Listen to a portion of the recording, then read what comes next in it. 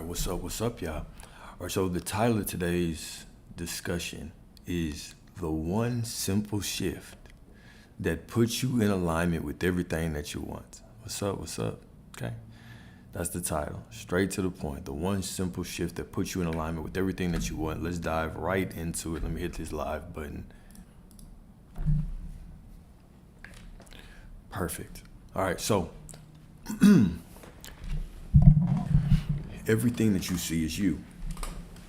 Let's go. Everything that you see is you. Okay? Everything that you see is you. The lover who stayed and the one who left. The silence in your bank account and the overflow that once had you dancing in joy.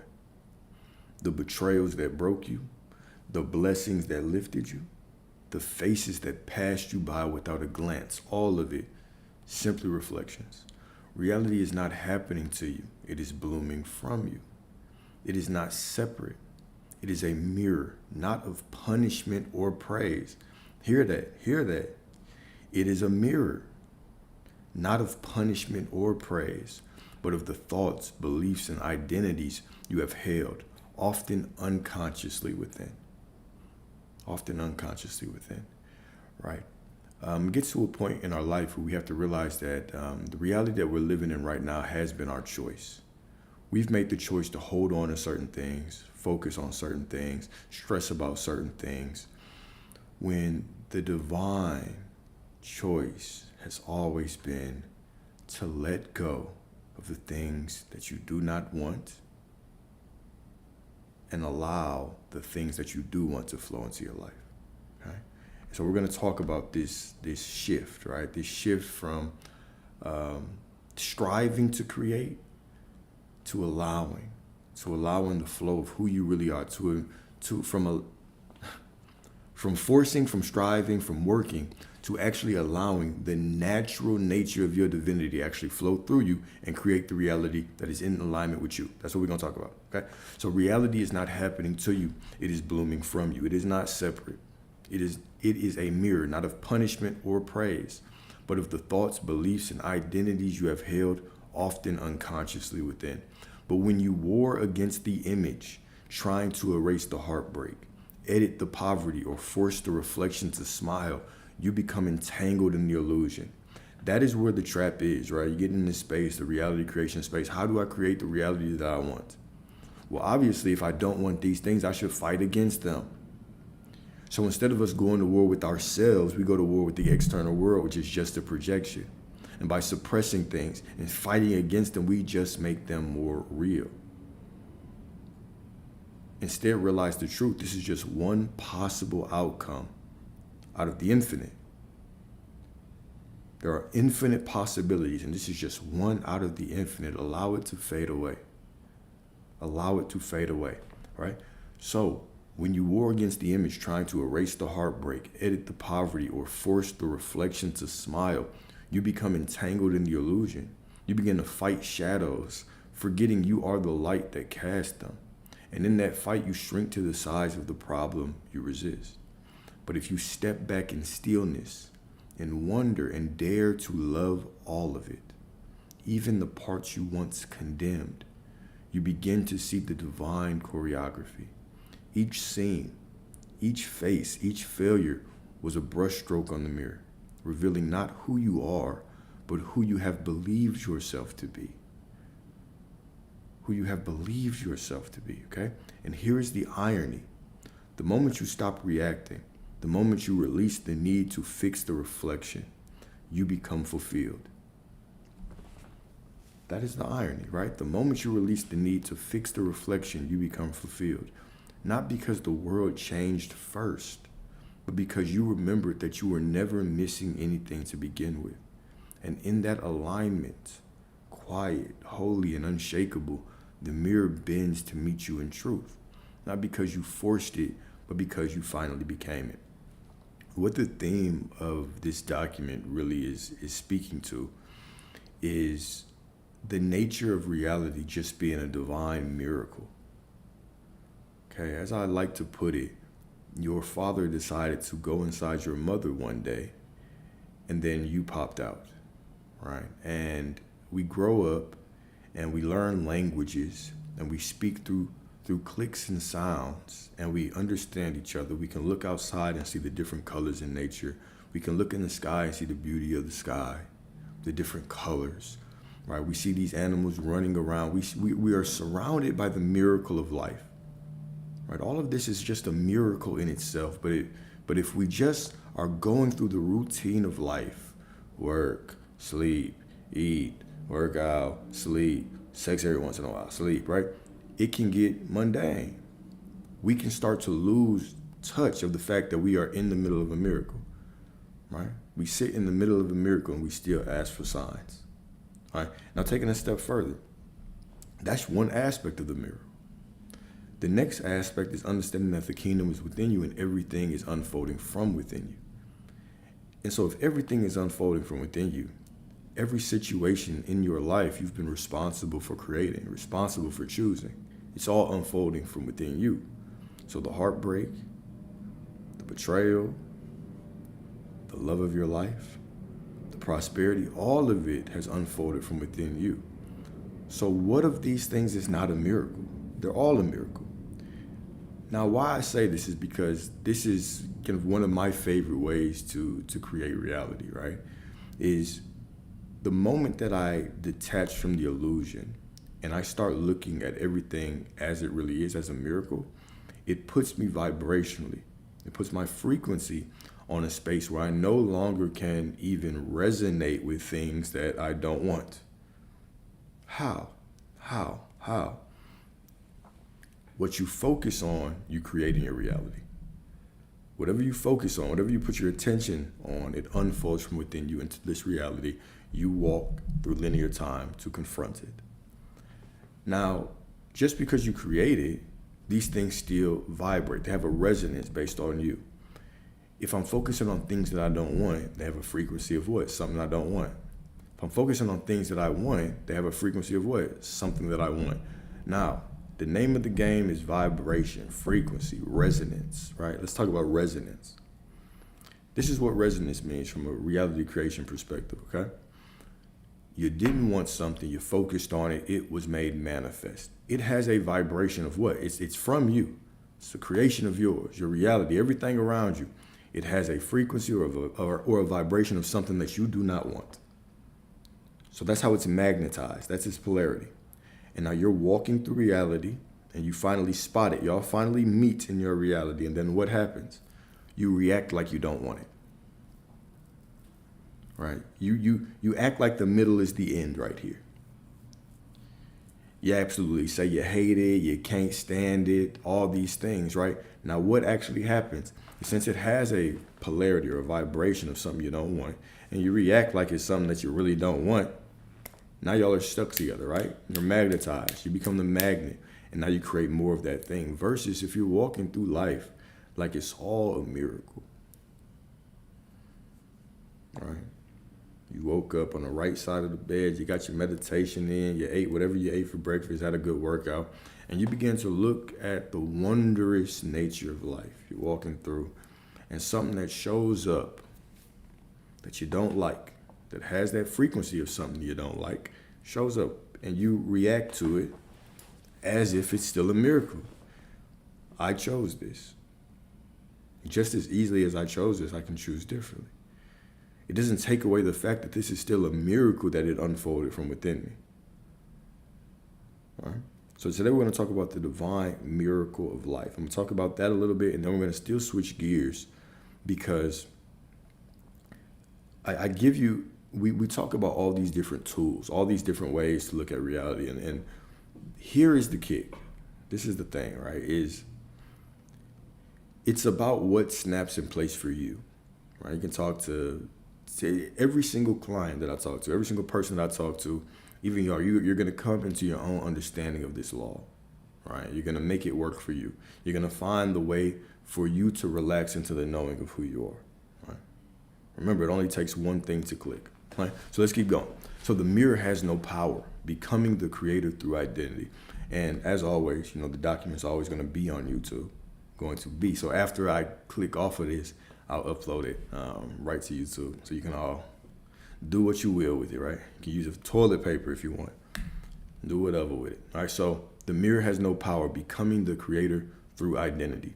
So the illusion of the mirror, we spend so much of our lives wiping the mirror, scrubbing the reflection, rearranging the shadows, only to wonder why nothing ever changes. But the wise know the mirror has no power. What do we mean by the mirror? Right, that ego self.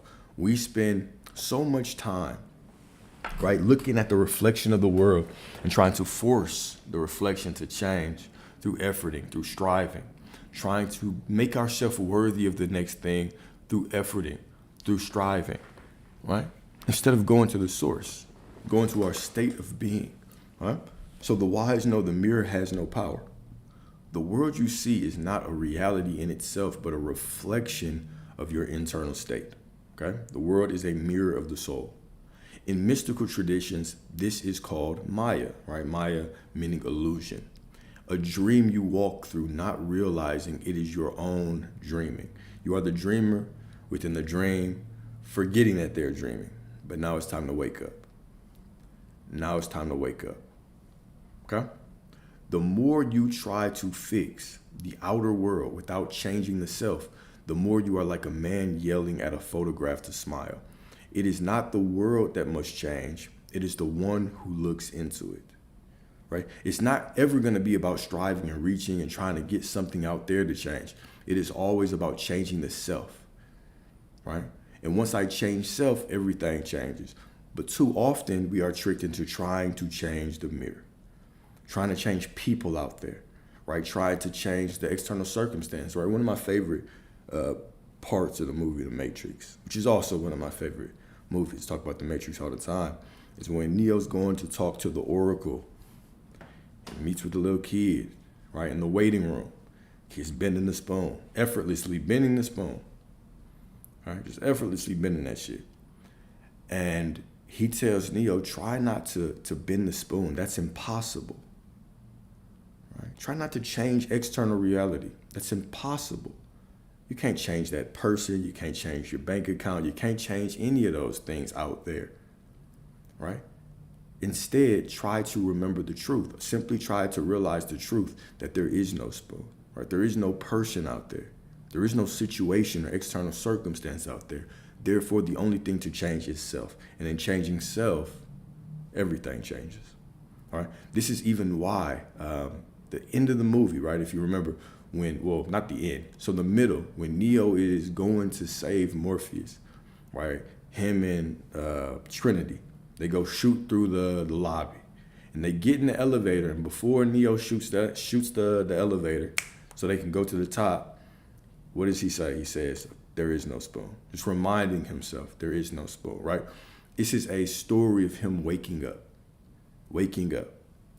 And even throughout the movie, he's still fighting against things. He's still fighting against things, right? Until he gets to the end, he's finally having those battles with the agents. And when they are shooting at him, once he fully wakes up, what is the significance in how he handles the situation? It's that he stops running. He stops running. He stops reacting. He stops fighting back. He simply calms all the way down. And when the bullets are flying, when the external circumstances are looking a certain way, he simply says no. He simply says no. And of course, the bullets lose their power the same way that external reality loses its power the moment that you say no. The moment you stop fighting, the moment you stop trying to change those situations, the moment you stop trying to change that person and you just realize the truth, there is nothing to change. There is nothing to change, okay? So the more you try to fix the outer world without changing the self, the more you are like a man yelling at a photograph to smile.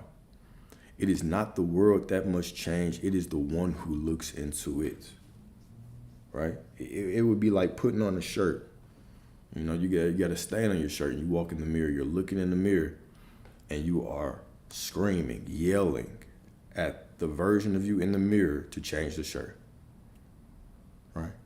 You know, maybe one day that will happen. Maybe one day the reflection in the mirror just run out the bathroom, scare the shit out you, go put on another shirt, and then show back up. Maybe that'll happen, right? But the probability of that is slim to none, right? You have to be the one that goes back into your room, changes the shirt, and then you go back to the mirror and you allow the reflection to show you that you have changed. All right. So number 2, the spiritual psychology of projection, the spiritual psychology, right? So Carl Jung, one of the most famous quotes, until you make the unconscious conscious, it will direct your life and you will call it fate. This is often what we call destiny. We're like, oh, this is how the world is. This is how it is. Another way to say destiny. This is just how it is. Why? Well, that's because it's always been like this. How do you know? That's because people have been telling me this. Really? Every single person? No, the people that I know. And it happened to me a couple of times. So this must be how the world is, right? Until we make the unconscious conscious, it will direct our life and we will call it fate.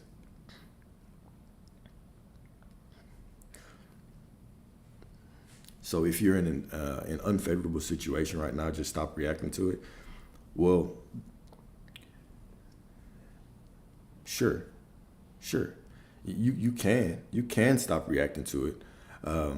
What I'm really trying to graduate in this discussion on is you have to get to the point where you realize that it's not real anyway, that external situation is just one of infinity.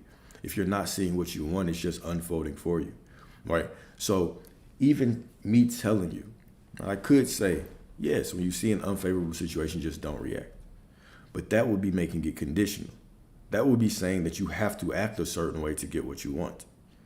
The truth is that once you change who you are and you embody, right? You embody who you are. You embody already have it. You go to the end. I already have it, and you stay there. It does not matter what you do. What you do is irrelevant. That would be making it conditional. You don't have to do anything to get it. You simply have to know that you have it. That's the only condition. Once I grant myself what I want, it doesn't matter what I do. But the larger point is when you look at these situations, unfavorable or not, if it's not what you want, it's just unfolding to what you want. Grant it to yourself. Stay in the end. Stay in the end and stop reacting to the middle like the end. The middle is just the middle. It's just unfolding, right? So if it is an unfavorable situation, remind yourself you already have it. Take away the pressure for you to believe that you have to act a certain way or put on some kind of performance for source, right? You got to put on some kind of performance. Like we act like God is a vending machine. If we put in enough quarters, we'll get out what we want. That's not how it is. You simply embody. You simply determine. You're the one who makes the rules. You're the one who's commanding source. You're not bribing God to give you anything. You're the one making the declaration of who you are, which grants you what you want. Okay? Anything else is acknowledging or it's making a declaration that you believe you're powerless. It's never said in any spiritual text, if you beg enough, you'll get it. That's never been a message, right? It's always, blessed is he who believes before he sees. So simply go to the end. I have it. I already have it. It is mine. It's unfolding from within me. And every single thing that I see from this point forward, now I use it as proof. I enjoy life. I enjoy the unfolding of life. Right? Remember, you are the Alpha and the Omega, the beginning and the end. You are the cause and the effect. The cause is you embody it. The effect is you see it. You are the beginning and the end. When you go to the end, that is the beginning of having. And then you are the one who creates the path. When you stay in the end, the path is created. But don't worry about the path. There's infinite ways to get there. There's infinite ways to get there. All right? Go to the end and stay there.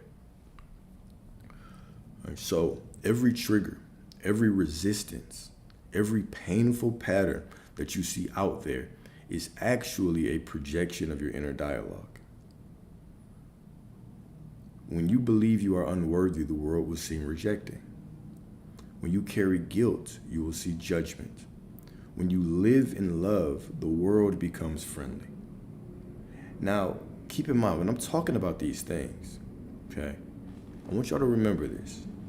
This is a very important part, okay? When we talk about worthiness, we talk about love, I'm not talking about a feeling. We're not talking about feelings. There is no feeling of worthiness. Even at its core, if you walk into a relationship, you understand, you should know love is not a feeling. And sometimes you're not going to You're not really going to be rocking with this person, but you still love them. And when I say rocking, I mean you sometimes you might be annoyed by them, but you'll still love them, right? I want you to remember this. Love is inherently who you are because you are God. Because you are God's. Because sources within you, you can be nothing short of worthy and love. Okay? So when I say things like this, when you believe you are unworthy, why would I believe I'm not worthy? Because I believe worthiness is a feeling. I believe it's something I have to work for. Because this is how the world teaches us. Right? You're programmed since you're a child to chase worthiness. Right? Children chase the validation of their parents. Then they go to school and chase the validation of teachers. Right? You're a good reader, you get good grades. Then we go to work and we chase the validation of the company, the boss. Right? Then we go to church and we chase the validation of the principles of the church, the morality of the church, the rules of the church, whatever the case may be. We get in relationships and we chase the validation of our partner. Then we have kids and we chase the validation of our kids. I hope I'm a good parent, right? The cycle never ends. The cycle just never ends. So of course we step into this space and it's like, okay, you have to be worthy to get what you want. And we think it's some feeling that we have to work to. No, you are worthy no matter what. When you feel worthy, you're the most worthy you ever will be. When you don't feel worthy, you're the most worthy you ever will be. When you feel like you were worthy yesterday, but today it just don't, you're just not feeling it. You're still just as worthy. That is it. That is it. Right? That is it. You are always worthy right now, no matter what. The only thing that can take you away from your worthiness is what? It's you creating an experience where you're not worthy. Pretending to be something that you're not, right? Getting too attached to your ego, your identity, and creating this fairy tale story, this illusion that you're not worthy, and still that unconditional love within you says, okay, cool, we're going to give you experiences that prove that. It's always you. It's always you. It's no one else but you. Okay? So this is not philosophy. It is, I saw a question, my bad.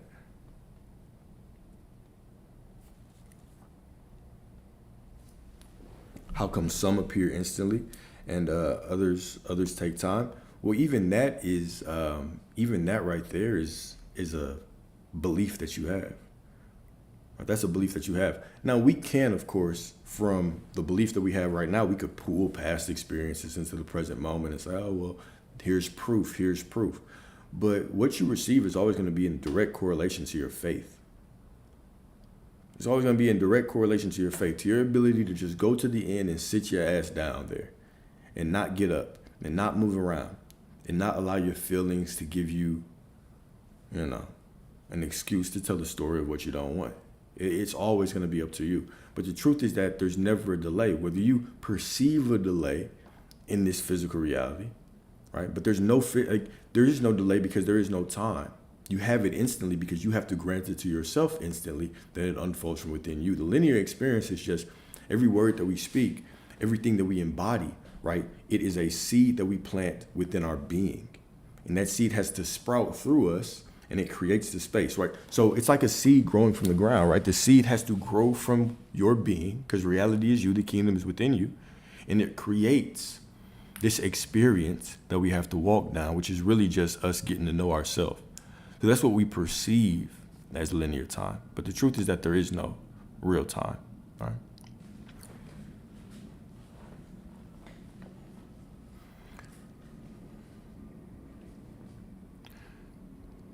It could be something like that, right? So could it be an unconscious belief? Sure, it could be. But that's the personal work, right? This is why this journey of reality creation is so insightful, because as you are embodying things, what is going to happen naturally with everyone is that beliefs will show up for you to confront, all right? As you raise in consciousness, those beliefs will become more and more apparent to you. This is why consciousness and awareness is so important, right? To embody a state, I have to be conscious. I have to consciously say I have it, and then I have to walk through life consciously. And anything that shows me a contradiction, I have to remind myself of the truth. If I have a feeling, I have to remind myself of the truth. If somebody tells me shit, I have to remind myself of the truth, right? It takes consciousness. But also, when beliefs come up, old beliefs, right? I see something, I perceive something, somebody tells me something, and it causes me to think a certain way. Now I have to challenge my beliefs. So when we get to that point where we are having those types of thoughts, why do some things happen fast, some things happen quicker, or some things happen slower? What is the actual belief that you have, right? A lot of this process is about stripping those limiting beliefs away. Most of our beliefs are limiting. This is just how we've been taught in this world. This is how we've been programmed.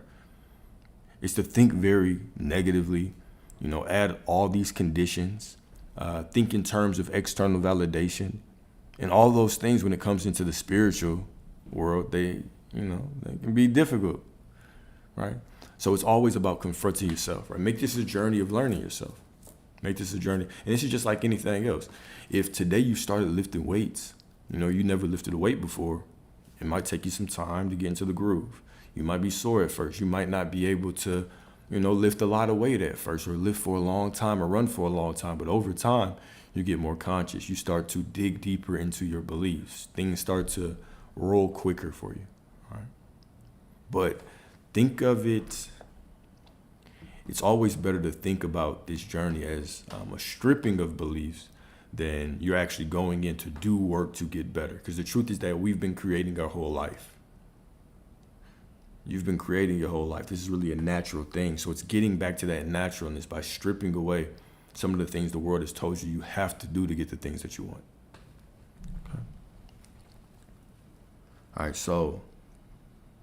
All right, the outer world is the echo of the inner. Your world is not happening to you, it is happening through you. All right, so desire, let's talk about desire, the identity shift. Desire is sacred, but desire without identity becomes yearning, frustration, and delay. Let me see. What if you need something by a certain timeline and it does not happen? Does that mean you are doing something wrong with your thoughts?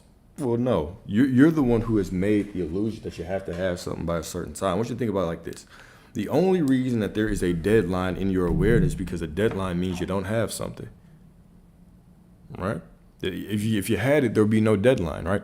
So when we talk about awareness and being double-minded, which one is it? Do you have it, or is there a deadline? Because the only way there can be a deadline is if you don't have it, right? So in order to get those things, you have to be fully conscious of having it. You have to dismiss the deadline as something that does not exist, because in your awareness, since you have it, that deadline is meaningless, right? So the moment that we start giving power to these things, they become more real. It only exists because of your awareness. It only exists because of your awareness. All right. Let's see.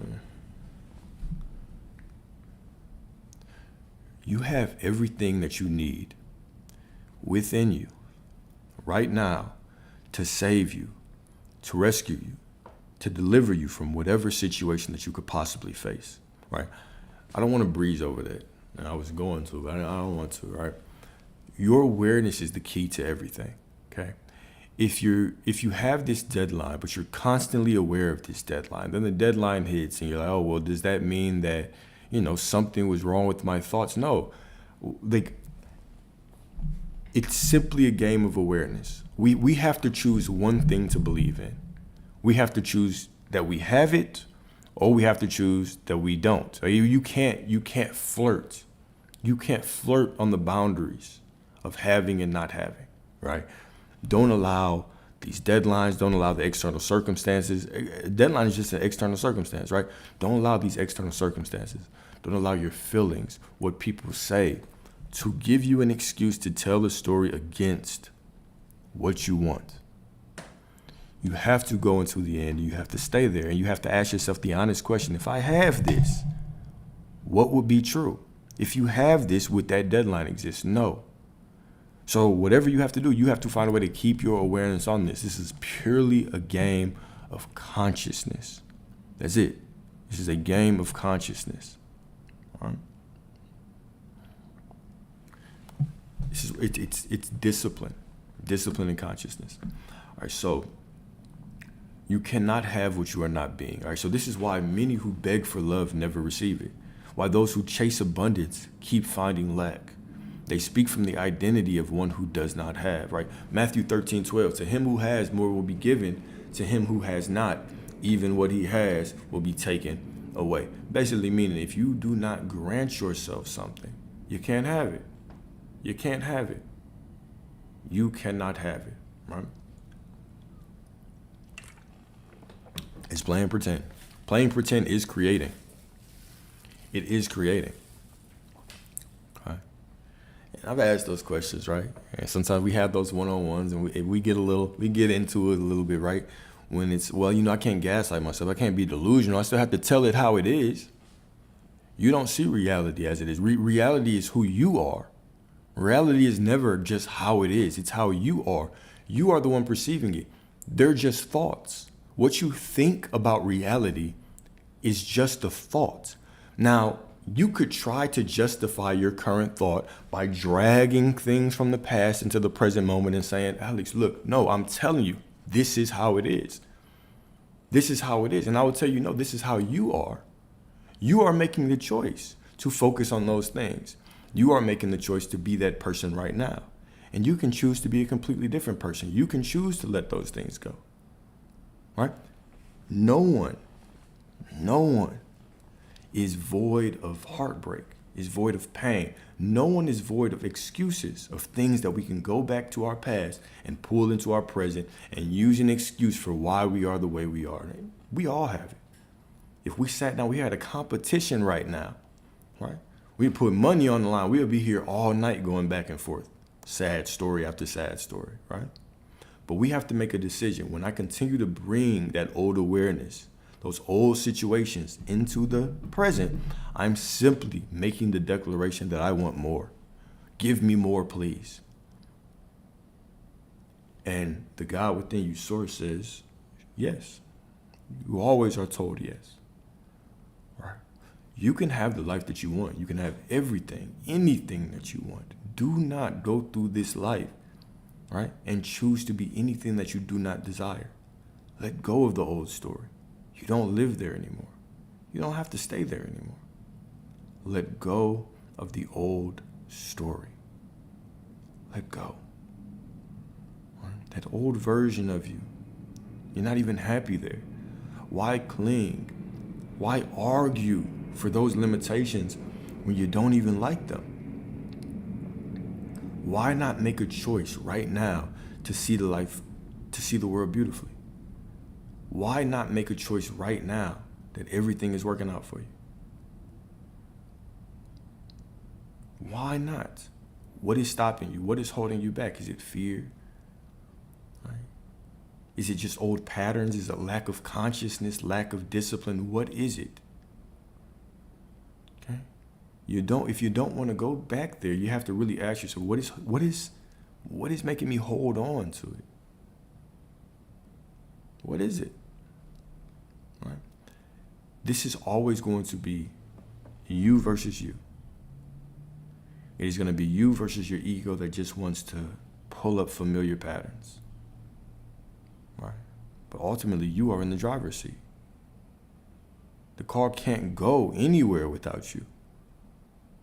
All right? So drive it divinely. All right? So embodiment over attachment. The ego says, if I get it, then I will be it. Right? It's the ego thought. That's a limiting thought, right? If I get it, then I will be it. But the soul knows if I become it, it must come to me. If I become it, it must come to me. Do not seek the thing because the one who already lives in it. Or do not seek the thing, become the one who already lives in it, right? Detach from needing it. Not by apathy, but by embodiment. Let's talk about needing for a second. Let's talk about neediness. Okay? Now, if right now you want to get into a relationship and you walk outside, you meet a beautiful young lady, or, ladies, you meet a nice looking young man, right? Now, if you find out they're just desperate for a relationship, they're needy, right? They're trying to force the issue right now, right? Typically, more than likely, okay, unless your ass is needy too, you will be repulsed. What neediness signals on a spiritual level is that you do not believe that you have a choice. And because you are source, you always have a choice. Okay? But also remember, you always get what you are. So if right now I am somebody who believes I don't have a choice and I have to have something, then guess what? Guess what? Reality continues to give me situations to make me believe I don't have a choice. All right? This is why when you are doing things from a perspective of trying to get it, I'm visualizing, trying to get it. I'm doing the visualization to get. I'm affirming to get. Okay? What you're signaling, what you're actually doing is you're imagining a scenario where you're trying to get something. So you're just creating more scenarios where you're trying to get something. Instead, remember the truth. You already have it. You'll say, okay, what is the difference? How do I give this to myself? What is the difference between doing something to get something and then granting it to myself? It's just the way you speak. It is simply the way that you speak. It is simply the way that you speak. It is who you embody right now. Right? Are you making the declaration that you have it? Or are you going into these things with the mindset that you're trying to get it? You should be able to clearly see that. Are you affirming to remind yourself you already have it? To calm yourself down? Are you visualizing to remind yourself you already have it? Or are you doing these things because you believe the process is to get something? Or I have to affirm perfectly. That's why I don't have it. I have to visualize perfectly. That's why I don't have it. I have to react this way when I see this situation. That's why I don't have it, right? You're making it conditional. And that source within you is unconditional love. It's unconditional. Grant yourself, right, what lesser men beg the universe to get them. Right? Grant yourself these things. Right now, grant yourself these things, right? So do not seek the thing, become the one who already lives it. Detach from needing it, not by apathy, but by embodiment. Right? When we say detach from needing it, I'm not saying that you're not going to want it anymore. You're just going to, I just have it now, just drop it and never think of it again. No, it's not practical. I know exactly how you feel about the things that you want. You want them, and that's fine. Want them. But whenever you feel like that lack feeling might be coming up, instead of telling the story that you don't have it, remind yourself you do have it. Go within your imagination. Give yourself an affirmation. Do whatever you have to do to remind yourself you already have it, and then stay in the end. Stay in the end. Right? So when we talk about neediness, it's this begging mindset. That is what neediness is. But you bypass neediness by granting yourself your desires, okay? So you don't have to fake confidence. You return to your divine nature. All right? Like when I say your feelings don't matter, you don't have to go around feeling any kind of way. You don't have to feel super confident. If you don't feel good about it, it's fine. Simply tell the story of you having it. This is what it's about. It's about telling the story.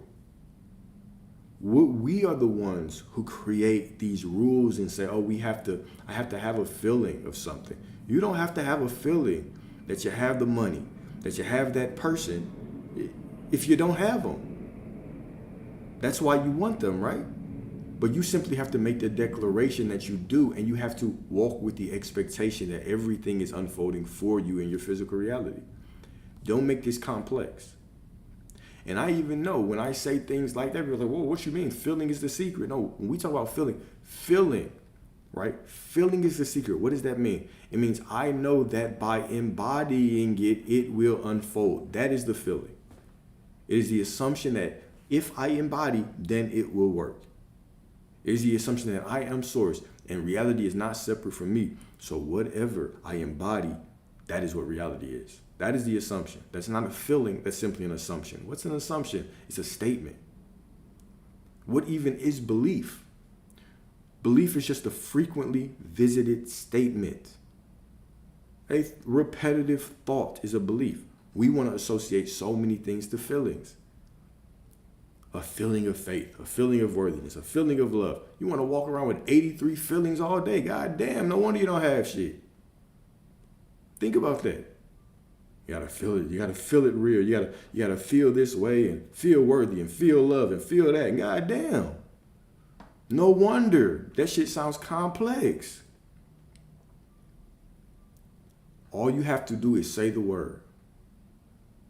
Say the word. Right? Say the word. Because the moment that you believe it's feeling, like my God has said right there, the moment that you believe it's a feeling and you get some bad news, that feeling is gone. And now what? Now what? Don't deny yourself a human experience. You're here to feel all the feelings, right? You're here to feel sad. You're here to feel happy. None of that takes away from your worthiness or your alignment. Walk through life. Walk through life. Walk through life. Embrace your feelings. Your feelings are, it's a limiting belief. Your feelings are feedback. They're your emotional guidance system on what you're believing, on what you are thinking, on the old stories that you are telling. They are the effect of thoughts. They are the effect of expectations. They are the effect of expectations, right? You have thoughts, you have beliefs, you have feelings, and you have feelings that actually say, okay, is what I'm expecting right now in alignment with who I really am? And so your feelings are an emotional guidance system that points you towards things that you can confront in the moment. Do you believe that if you were walking through life right now and you had this deadline coming up, and you have to remind yourself that you have it, and you know that you might be homeless, do you believe that the feeling is the most important thing? Do you believe that you're just going to walk through life feeling great all the time? Or when you want that person and you see a situation that does not look right, we see a situation that does not look right with that person, right? Do you believe that you're going to feel good through all these things? No. But what is your feeling going to do? You're going to have a feeling, and it's going to point you towards what? An expectation. And in that moment, you can confront that expectation and tell the story of who you really are. And then you walk through life with that story, knowing that that story must unfold for you. Right? But when we walk through life trying to micromanage our feelings, man, we deny ourselves our humanity. We don't allow ourselves to just enjoy life. We don't give ourselves the grace to grow through situations because we believe we have to feel a certain way through life. You are a human being. Well, 0.001% of you is a human being. Okay? This is what you came down here to experience. Okay? So, all right. Where was I? Okay, the Gnostics, yeah. The Gnostics taught that the Christ within is the source of creation, not the historical figure, but the divine blueprint, hidden in the soul of every man and woman. Okay? So Gospel of Thomas, the kingdom is inside of you and it is outside of you. When you come to know yourselves, then you will become known. That's actually a very profound statement. When you come to know yourselves, then you will become known. And then you will understand that you are all children of the Most High, which is the rest of it, which I didn't put in here, right? When you come to know yourselves, then you will be known. When you come to understand that you are the creator, you are source, you are the Most High, you are children of the Most High. You and God are inseparable. When you come to know that truth, then reality will follow. When you come to know that truth, what else do you come to know? Right? You come to know that it is your focus. It is your discipline. It is your granting your desires to yourself that allows them to unfold from within you. Okay? So when you shift identity, you shift vibration. When you shift vibration, the mirror shifts, not by force, but by resonance. Right? So identity scripting, writing the inner dialogue. What are the I am statements that loop within you? What are the declarations of who you are that loop within you? Right? Remember that what you declare yourself to be, these are not just thoughts. They are instructions to the mirror. They are instructions to reality. All right? Your words don't leave you and come back void. They do a job. When you send out your thoughts, they are doing a job for you. Okay? So begin to script a new story, not from delusion, but from spiritual truth. Why did I say that? Not from delusion, but from spiritual truth. Because delusion is spiritual truth. Right? Delusion is spiritual truth, right? Yeah, we can say core beliefs. We can say core beliefs, my brother. So when we say core beliefs, right, what is a core belief? Because I don't want to throw out language and then, well, what do you mean a core belief, right? It's simply the beliefs that you go to the most. That's it. It's your frequent beliefs. It's the belief that you continue to tell yourself, right? Remember, a belief is simply just a frequently visited thought. Okay? Well, what if I don't believe it? Well, sure, it doesn't matter.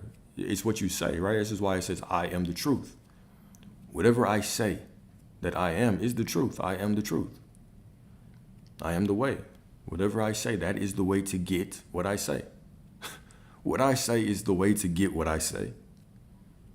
What I say is the truth, right? It doesn't say, I feel the truth. It says, I am the truth. Okay? I am the truth.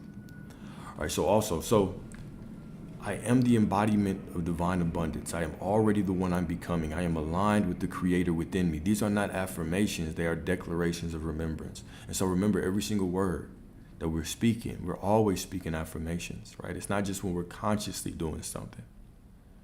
It's not just when we're consciously doing these things, right? Every word that we speak, we're always affirming, all right? So the mirror will obey. Part 6, when you become it, the world must reflect it. The mirror does not lie, it simply reflects. The illusion is thinking the mirror has a will of its own. All that you see, success, struggle, rejection, miracles, is a divine echo of your state of being. When you heal the self, you heal the world. When you walk in power, reality bends in recognition. You were never meant to chase reflections. You were meant to wake up as the light casting them. This is a funny lecture because I think we went over this document like 2 months ago, maybe 3 months ago, 2 or 3 months ago, maybe. All right. And okay, let's see the date. And why I say that's funny is because the message has evolved with us, right? This one is constantly talking about just the mirror, right? And it was, anyways, long story short, this is another way to get back, make sure you still got the fundamentals down while you're playing the game. Make sure you still got your fundamentals while you're playing the game. All right, so reflection questions, we got 4 of them. 4 reflection questions today. Okay, Number one,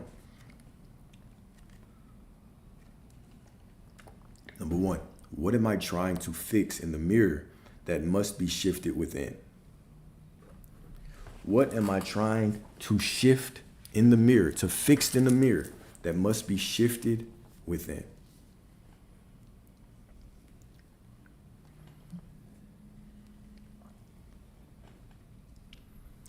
Maybe, you're trying to change people out there through striving. You're trying to change people out there through, begging them to change. Okay? Maybe, you're trying to have people see you as worthy by conjuring up this feeling of worthiness. All right. What is it that we're trying to fix in the mirror that has to be shifted within ourselves, right? There are a lot of things that have people convinced of false truths. And what we'll see is that we can't escape reality, right? We're married to reality. And there are always going to be things in reality that challenge us. But we have to be the ones that are conscious enough to call back our power and then make sure that we're not just giving our power away to all these things outside of us, all right? Because the kingdom is within. The kingdom is within, right? We have to keep our power to ourselves, all right? See, shame and having the feeling that I have to prove myself when I know I don't. You don't at all. You don't at all. You don't at all. You are absolutely worthy, absolutely pure love. You are pure consciousness, pure divinity, pure source. You are an absolute God. All right? You have nothing to prove. You have nothing to prove. You are infinitely supported just because you draw a breath. Infinitely supported. All right. Number 2, what are the unconscious I am scripts that keep recreating old realities? What are the unconscious I am scripts? What are the unconscious I am scripts that keep recreating old realities? What are the unconscious things that we are saying about ourselves? Right? And remember, statements about out there are about yourself as well. Maybe you talk about money a certain way. You're like, man, money is just difficult to get, or money is tight right now. That in itself is a declaration. That's basically saying I am the type of person that is struggling with money. That's what it's saying. But you couldn't. You can't struggle with money because you're absolute prosperity. So this isn't even a task of trying to find something new within you. This is simply a task of removing the false beliefs, challenging them, stripping them away. How can I identify with lack if I'm pure divinity? Right? How can I identify with lack if I'm pure divinity? Huh? Number three. If I truly believed I was already one with my desire, if I truly believed I was already one with my desire, how would I walk, speak, and create? If you truly believe that you are already one with your desire, how would you walk, speak, and create? Here's a good question. I remember when I was struggling to get some things in my life, and I would constantly find myself on one hand saying I have it, and on the other hand saying, oh, I'll do this once I get that. Well, which one is it? Which one is it, Dwayne? Do you have it or do you not have it, my brother? Right? So it is challenging those beliefs. Oh shit, if I have it, what the hell am I waiting for? I already have it. So how can I say on one hand I have it, but then I'm saying when I have it, then I'll do this? Makes no sense. Makes no sense. So where are you being a double-minded man? Right? It's another way to think about this. But if I truly believed I was already one with my desire, how would I walk, speak, and create? Remember, I'm not talking about a feeling. I'm simply talking about how would you handle life? If you already had it, how would you handle life? Okay, would you spend more time with your family, perhaps?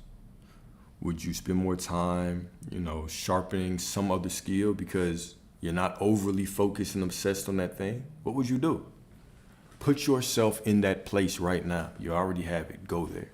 Go there. And then last but not least, if I were double-minded like that, we just need more conviction in the end. Well, what is conviction? What is conviction? What is conviction? Once again, we're going to a feeling, right?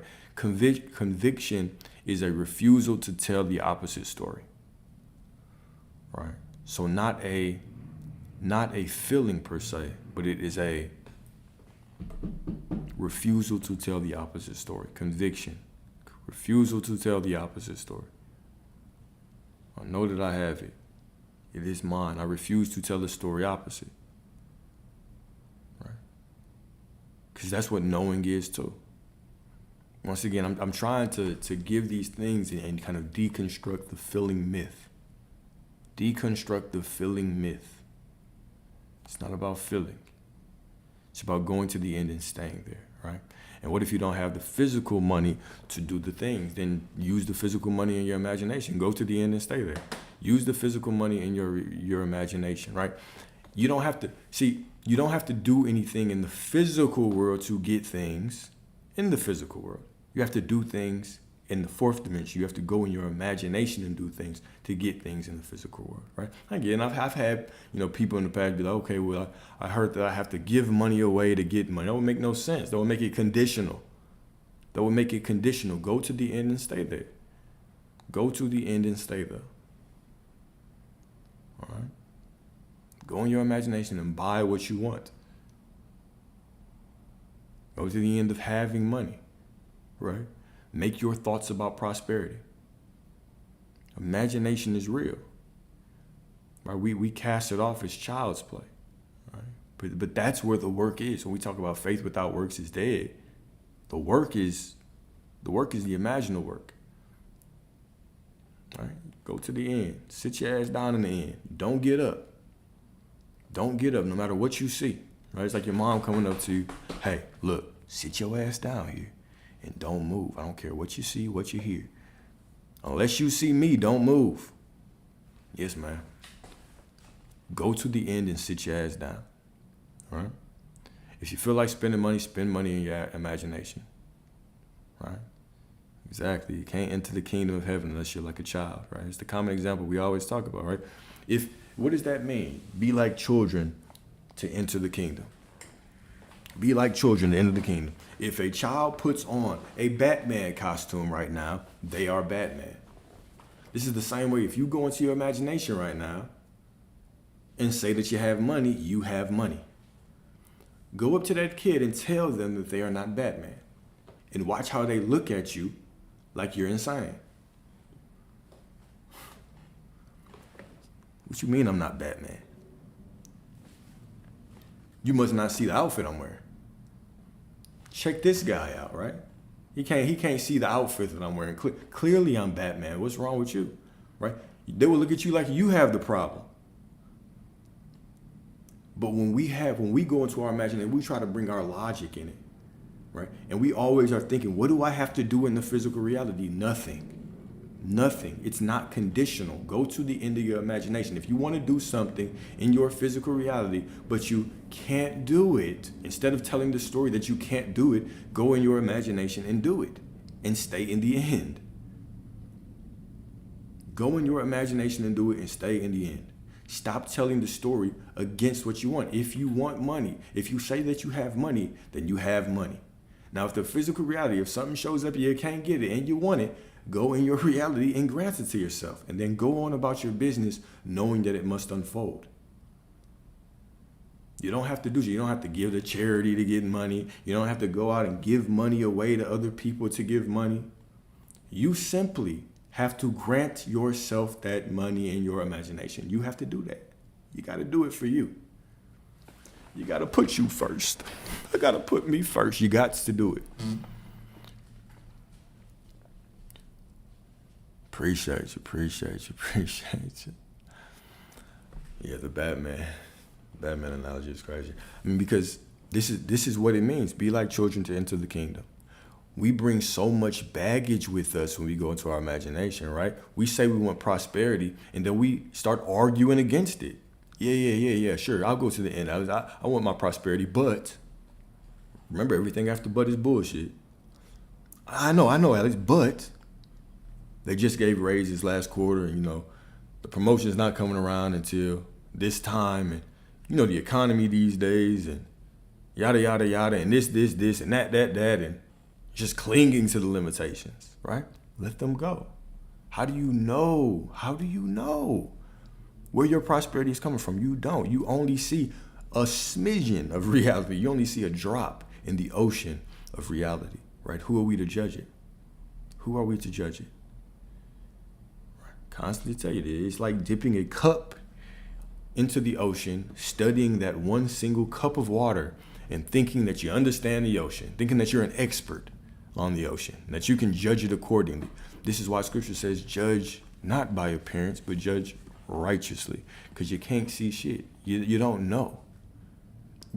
Our perception as humans does not put us at the vantage point to see reality properly.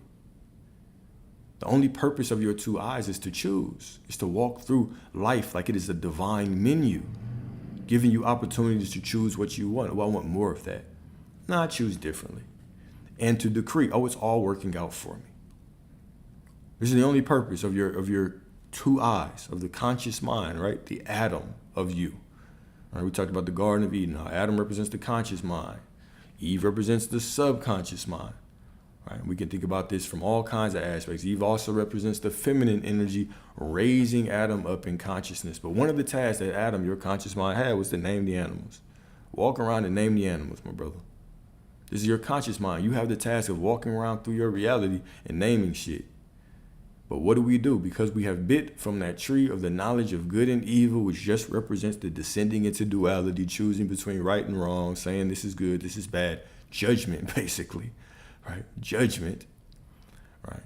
Which is even why you were given that when you started to awaken. It was okay, you're going to be like God. The serpent representing your awakening. You'll be like God. What does that actually mean? You'll be able to create like source. You'll be able to create whatever you want. You don't have to go directly to the light. You can create with the light, with the dark. Right? And so now you have this power. Focus on what you want and allow that shit to unfold, right? This is you walking through, just like Adam chose the animals, named the animals. You name every single situation in your life, and that name becomes truth. It's working out. True. It's not true. Whatever you say becomes law. Whatever you say becomes law. Okay?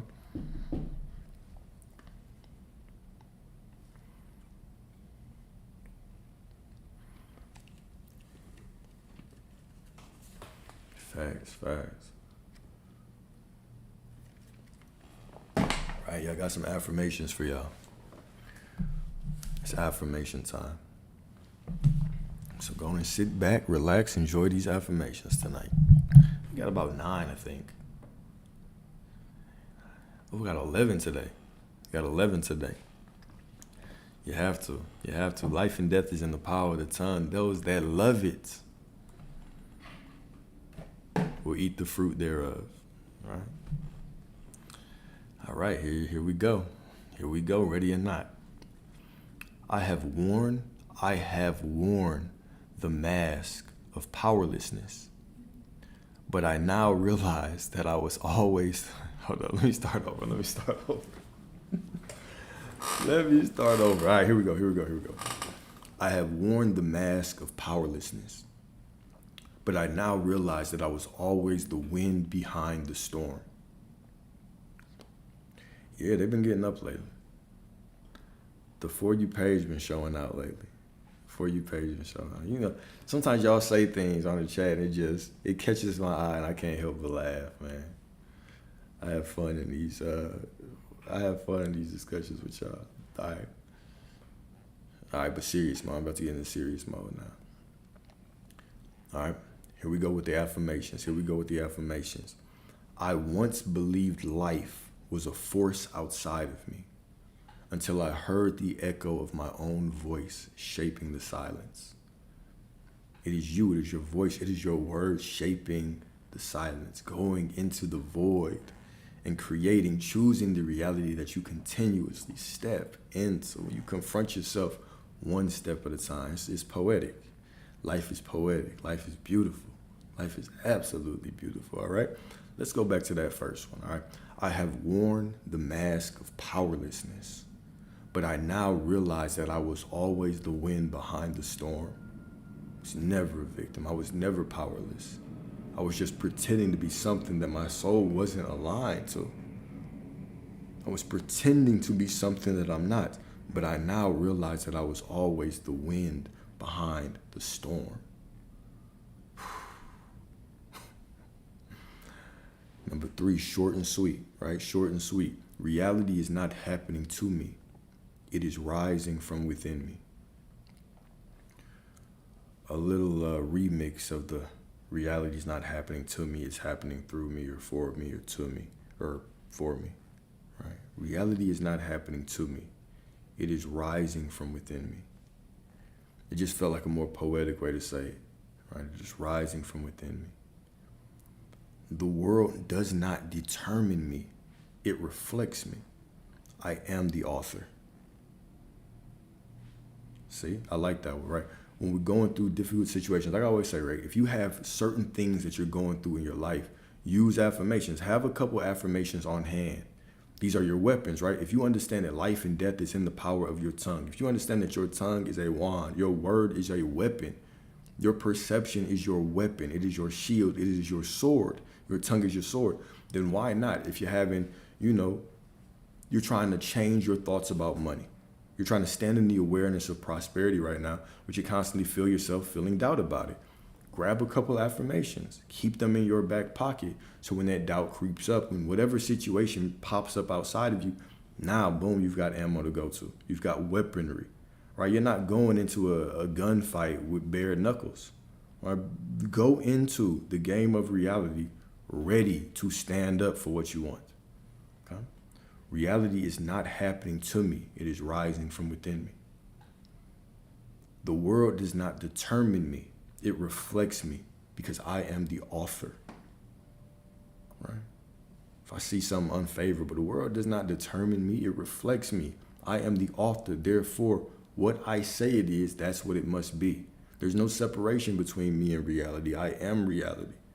I am reality. It's not even as within, so without. Even that is too little. Even that is not giving yourself enough credit. There's no separation. I am reality. That's it. Next up. I am not the puppet of time or matter. I am not the puppet of time or matter. I am the breath of the infinite clothed in form. Say it with your chest. I am not the puppet of time or matter. I'm not a pawn in this game. I'm not a victim to anybody, anything. There's nothing. Nothing has power over me unless I consent to it. Right? This is what Jesus, representing your I am awareness, said. You have no power over me if not given from above. What does above mean? From me, from my I am awareness. If I don't identify with it, it has no power over me. Say what you want. Look however you want. I don't care. I am not the puppet of time or matter. It's taking too long. No, it's not. I already have it. It's unfolding from within me perfectly. It doesn't look right. I don't care. It's unfolding from within me perfectly. I am not the puppet of time or matter. I am the breath of the infinite clothed in form. I am the breath of the infinite clothed in form. Boom. Next.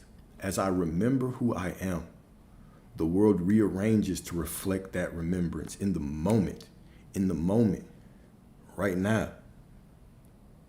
Doesn't matter what I see, the moment I remember who I am, the world rearranges to reflect that remembrance. The same way that you might catch yourself cussing yourself out sometimes. Something frustrating happening, you tell yourself, I could have done this better, I could have done this better. Match this energy, match that energy with these positive affirmations. The same way that you have caught yourself, beating yourself up in the past. Step into these with authority. It doesn't have to be all love and light, and step into these with authority. Completely deconstruct those old patterns. Those old patterns of talking shit to yourself, deconstruct them. Deconstruct them. Speak life into yourself with absolute authority. Speak it with so much authority you have no choice but to feel it. You have no choice but to feel it. All those times in the past that you were snapping on yourself, make up for that. Make up. Be kind to yourself now. Speak with authority about the love that you have for yourself right now. Okay? Next up. The veil has lifted, and I see now what I called reality was my own projection seeking my recognition. The veil has lifted, right? When I talk about the veil lifting, what are we talking about when we say lift the veil? We're talking about bring up your consciousness. The more conscious I am, the more aware I am, moment by moment, I lift the veil. I remove the veil. And as I get less conscious and less aware and I go back unconscious, the veil comes over me. This is what we're talking about. When I'm talking about lifting the veil, this is what I mean. The veil has lifted, and I see now. I see this is all me. What I called reality was my own projection seeking my recognition. This whole time, you thought you were looking for love out there. You were looking for you. You were looking for money out there. You've been looking for you. You thought you were looking for validation out there. You were looking for you. You have been looking for yourself. You don't even want that person. You want the version of yourself that you think that person would bring. Grant that version to yourself right now. You are already that person. The veil has lifted and I see. Now, what I called reality was my own projection seeking my recognition. Next up. Next up, all right? I am the I am. I am the I am, dreaming no longer of separation. Excuse me. I am the I am, dreaming no longer of separation. My word is law. My word is reality. My word is reality, right? You understand that in the Old Testament, Lord, law means the same thing? Lord and law means the same thing in the Old Testament, all right? So, even when the Lord showed up to Moses and said, I am that I am, gave him that blank check, I am whatever you say I am. Because the whole story of Moses is a story of manifestation. The promised land represents your desires. Egypt represents your old patterns. Going out into the wilderness, begging to go back to slavery because you were so uncomfortable. This is when we are in that void and we do not know what to do. What do I do next? And then source speaks to you and says, just go. What are you praying to me for? Just go. I've already given you all the power. I told you I am within you. The kingdom is within you, and I am that I am. Whatever you say you are pointing me from within you. I am the I am, dreaming no longer of separation. My word is law. Another bar. We got three more. Gonna get this work, man. You got this. 3 more. Number 3. Nothing external has power over me. For I am within all things, and all things are within me. Nothing external has power over me, for I am within all things, and all things are within me. I am the I am. I am that I am, no matter what. No matter what. Okay, 2 more. All right. Short and sweet. I no longer chase outcomes. I align, I allow, and I become. And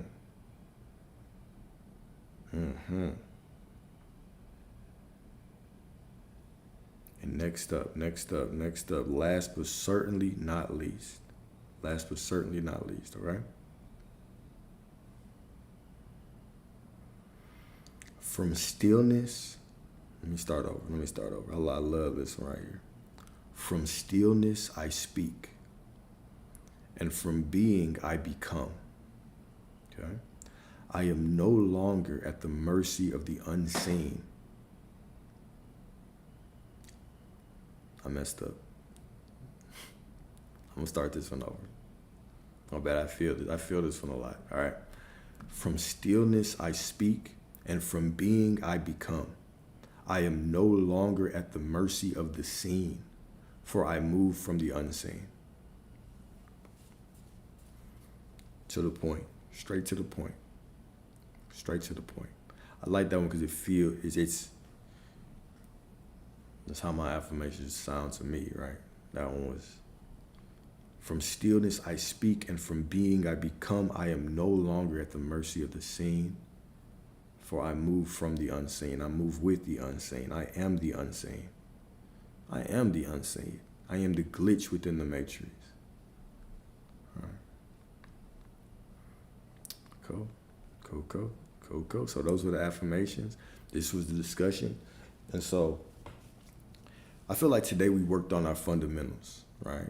We got on the block, we worked on the pivot, we worked on the jab step, the triple threat, the fundamentals, how to see reality, understanding that you are the author. Reality is the reflection, right? But now we can talk about whatever. Right? You got questions on anything specifically? Let's talk about that.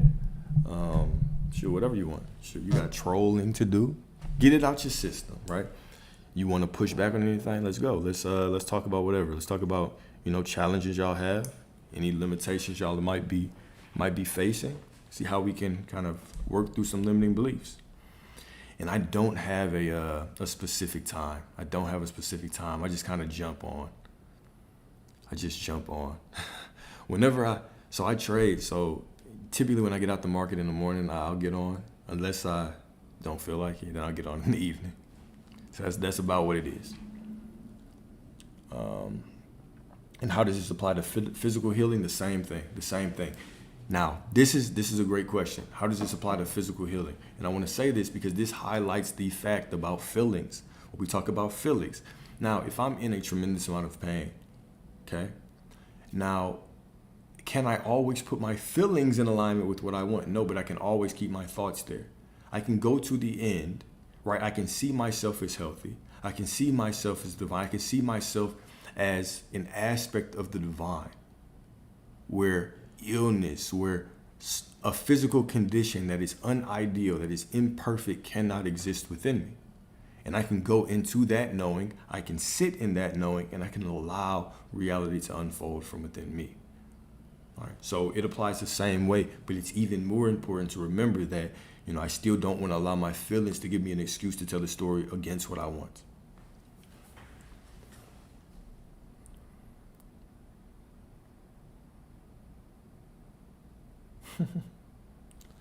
I hope I'm real.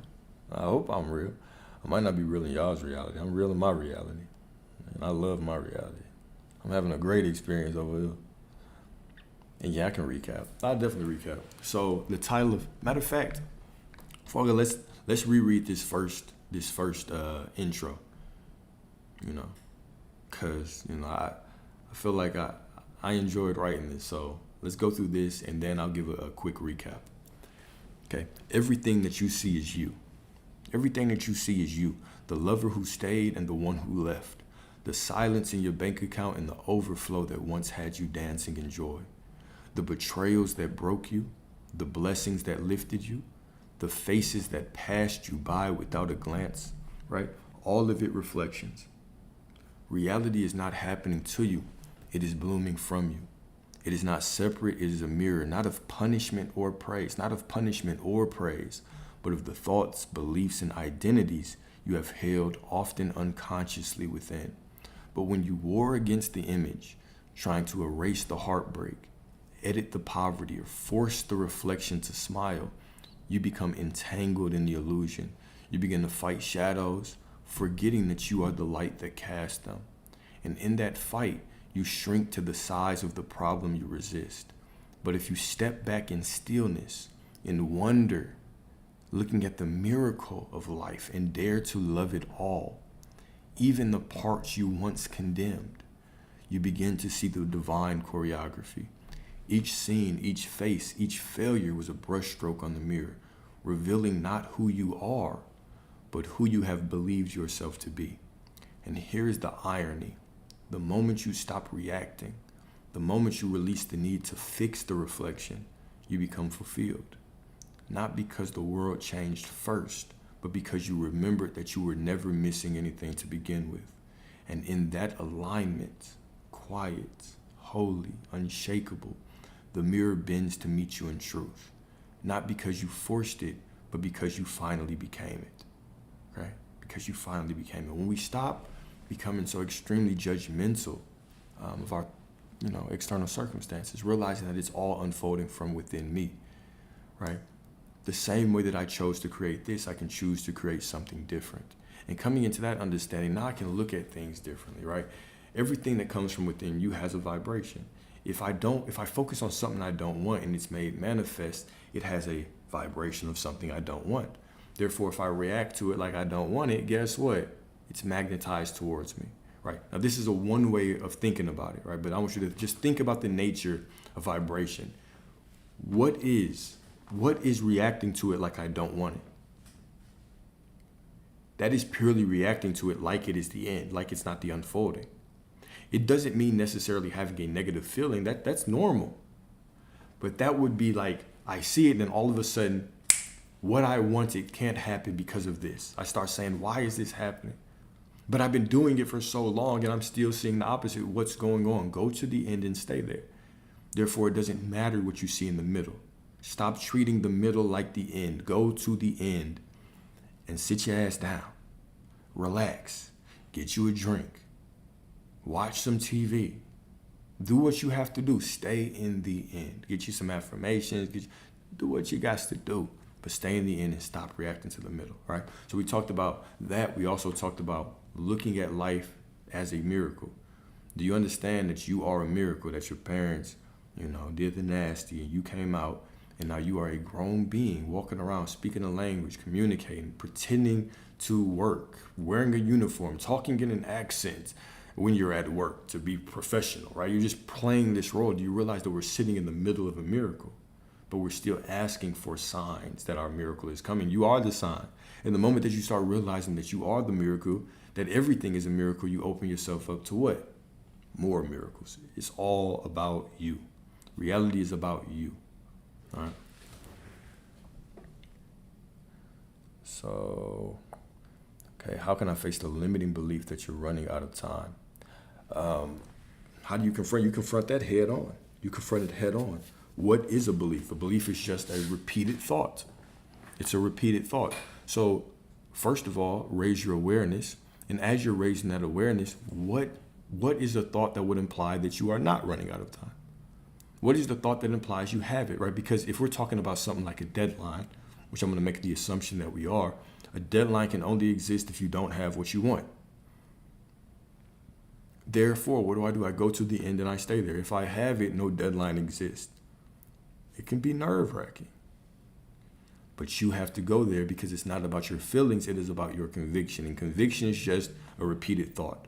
So continuously just go to that thought, go to that thought, and go to that thought and stay there. Okay?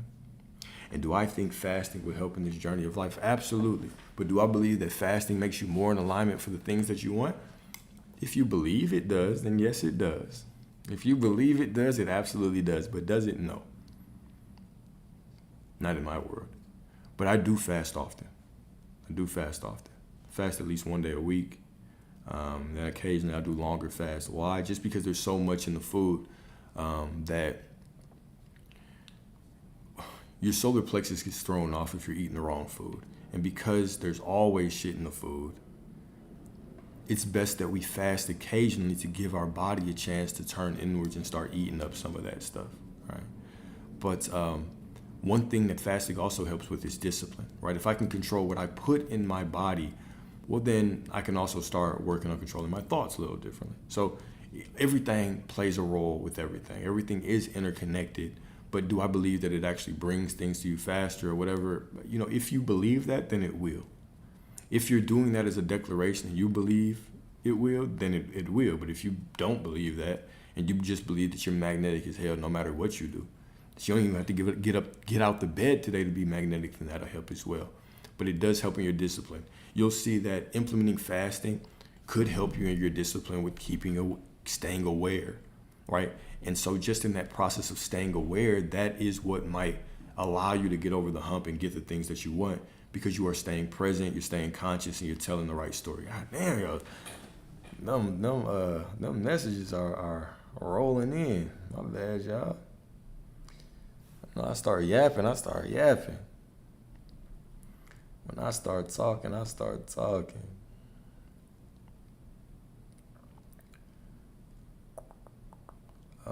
Here we go.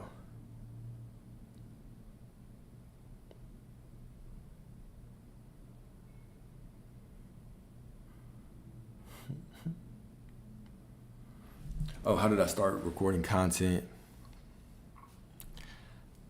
Honestly, one of my homegirls just told me to start. She was like, you're always talking about, because she would send me things and be like, hey, what do you expect? Or what do you think about this? Matter of fact, I have a lot of people that do that. They'll send me stuff and be like, what do you think? And I'll give them my opinion. They'll call me with issues or whatever. They're like, why don't you just start talking about this? One specifically said that, and then I just started doing it, and that was a wrap. So, and now, honestly, I've never been a speaking in front of people type of person. Even the concept of going live, if you had told me I would be doing this like a year ago, I'd have been like, okay.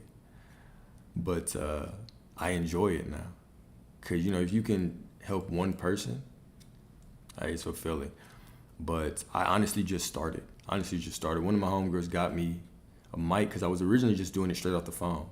If she didn't buy me a mic, I wouldn't have a mic still. She got me the mic, and then I had this webcam that I used because I had it from when I used to work in corporate, from getting like equipment with different companies. So I really just started. But what I will say, if you have a calling, if you feel like you have a message to speak, then you need to honor that. Because what this means is that there's only one mind. If you have a calling to speak something, that means there's someone out there who is praying to hear a word, or is coming into a point in their life where they need to hear a word, right? And because we are one mind, we all move on behalf of one another, right? Especially when you are following your passions, right? When you're following that voice in your mind, like even your prosperity. We think of our manifestation as this individual thing, and we're like, oh, if other people are struggling, how can I get prosperity? Think about it like this. Let's say that you start a company and you get extreme wealth. You're going to help other people out. There's going to be people who need a job that you will be able to employ and help them have the money they need to feed their family. That is a blessing. This is how you allow the prosperity of sorts to flow through you. So if you have a calling, right? I mean, somebody, or if you have a word to speak, somebody needs to hear it. So put it out. Put it out. Put it out, right? Start however. Pick up your phone, hit record. You know, I don't even go back these days and look at my work anymore. I don't look back at old videos, because when I used to do that, you're going to naturally be a judge of yourself. You're naturally gonna want to do a good job, right? But it was very surprising, right? After a year of doing this, going back to my first video, because even I think one of my first videos ended up going viral. I didn't get any followers out of it, but one of my first ones went viral. And looking back on it now, because just a couple of days ago I was going back through I had actually sorted all my videos and I was trying to download them, because I save all of them to a disk, a jump drive, not a jump drive. Fuck, the hell am I talking about? Anyways. Storage device, whatever. And I was watching, I was like, damn, you come a long way, brother. And that's what's happening. Once you go down the path, once you start, you'll see that you'll naturally just get better. You'll naturally get better, right? But if you have a desire to do it, then do it. It'll click. Just keep on moving forward.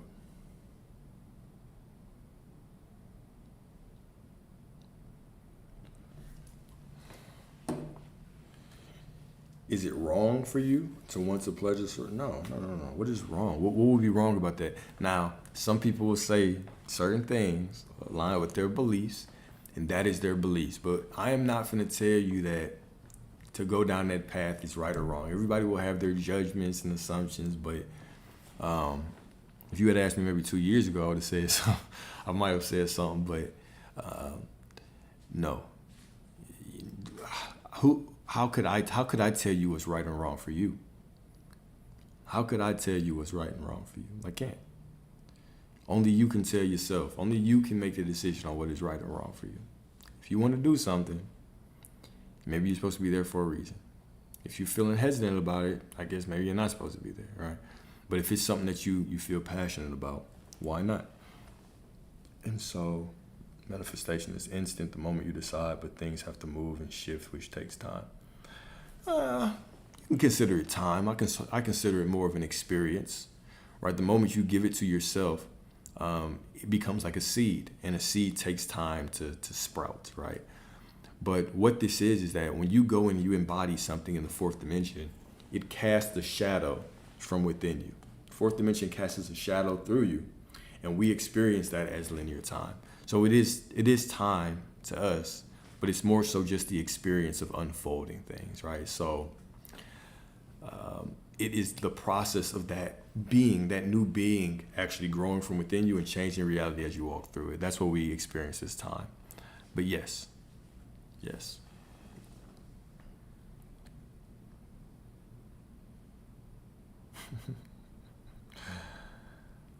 Why do you feel so much better now that you're not with your mean ex if everything that you see is me? Well, just because everything that you see is you doesn't mean that everything that you see is going to be, ideal. Think about it. We have so many different aspects of ourselves that we demonize. This is the analogy or the metaphor of Satan being cast out of heaven, because everything is within you. The kingdom is within you.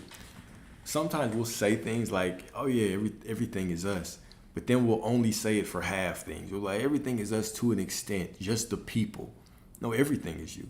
Everything is within you. So even this story of Satan getting cast out of heaven, that is a story of the aspects of you that you demonize, throwing them out, casting them out, right?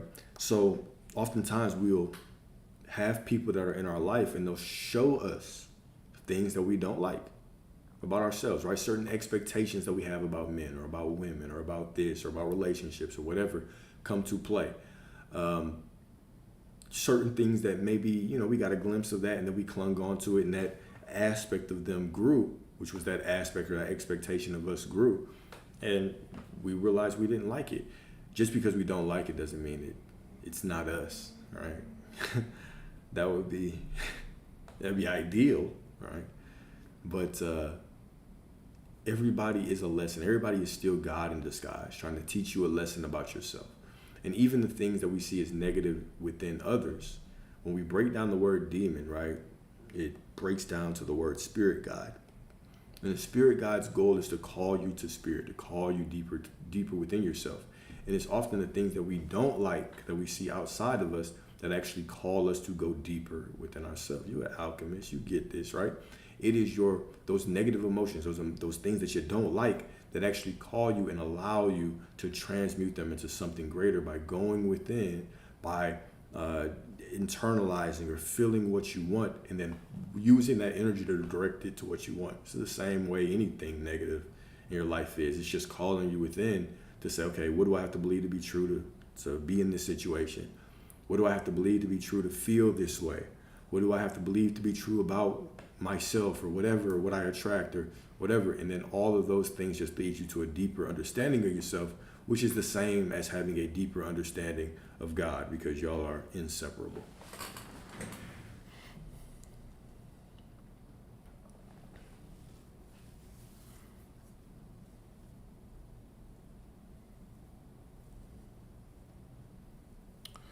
Yeah, judgment is not ideal. It's not good for us, but also judgment is part of the human experience, right? It's what we naturally do. It's what we like doing, right? Let somebody make a mistake, right? Let me make a mistake on the internet one day, right? And how many think pieces, right? That was a bad example. Let's say somebody in the public eye makes a mistake, right? They'll get ripped up. Everybody will have their opinion. Everybody wants to judge, but God forbid our life, right? Imagine, right? You post and you got a message. You post a piece judging somebody else for doing something. Then you got a message that was like, just because you judged this, what you didn't know is we've been following you for the last year with a secret camera. Everything that you do has been recorded. And now we are going to release this video to the world. You would be terrified. We all would. We would all be like, oh shit, I shouldn't judge. It's always easy when we're looking outside, right? This is the illusion of separation again. When we think of separation, us, them, me, her, us, we, them, they, right? It's easier to judge this way. It's easier to call things right and wrong, and this is bad, this is good, whenever we are perceiving separation. So this is the goal of the ego, is to perceive separation. So one of the things we have to do is when we catch ourselves judging things, especially judging things as unfavorable, because what we're really saying is we're pretending like this is the end, and we're also making a declaration of God, because God is within everything. God is everything. The kingdom is within you, right? So every time I'm saying that this is wrong or that person is wrong, I'm really making a declaration of I am. I'm using God's name in vain. So this is why judging, you got to catch yourself doing that. You have to catch yourself doing that. And we get told this in so many ways, right? Judge not by appearance, but judge righteously. Why? Because everybody is you. All right. Forgive others so your Father in heaven can forgive you. If you don't see them perfect, then they can't change. Or you can't have a different version of them. If you don't see the situation perfect, then it can't change. And you can't have a perfect version of it, right? We're always being told the same things.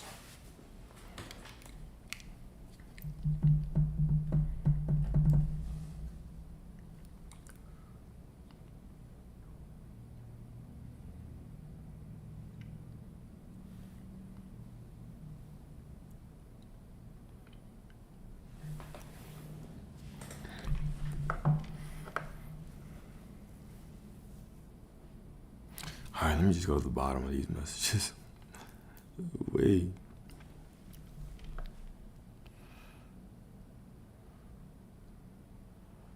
Yeah, we do attract intention. We attract 24/7, whether we want to or not, right? Whether we're either creating a reality.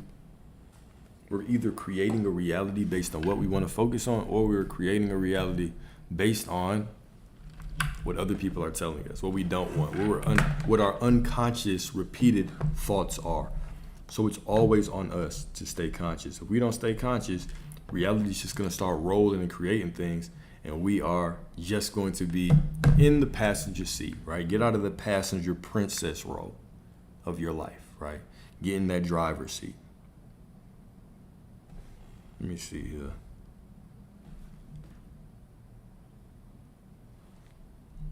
YouTube is quiet.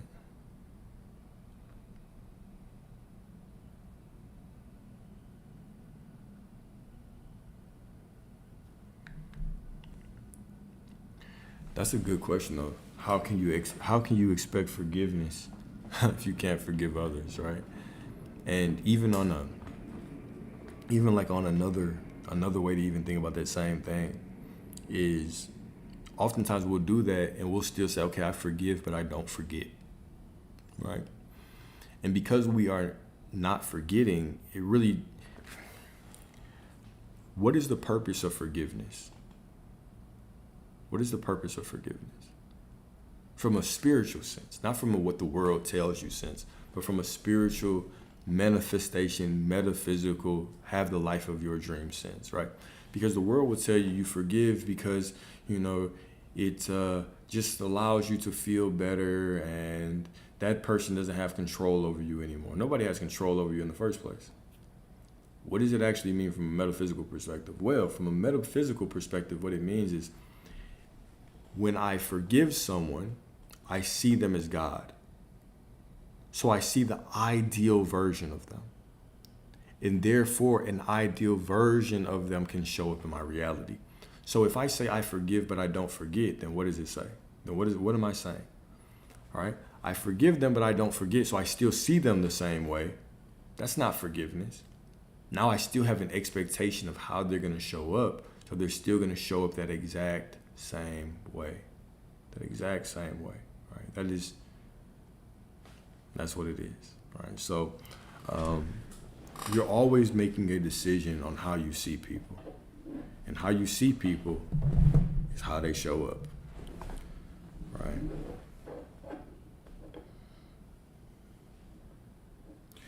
But even saying that, right, it's still for personal.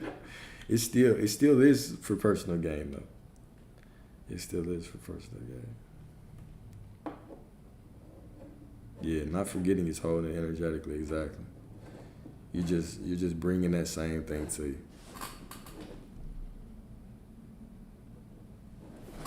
Stay in that passenger princess role, then. Stay in it. I'm driving. The girl went to Jamaica and came back a passenger princess. I feel you.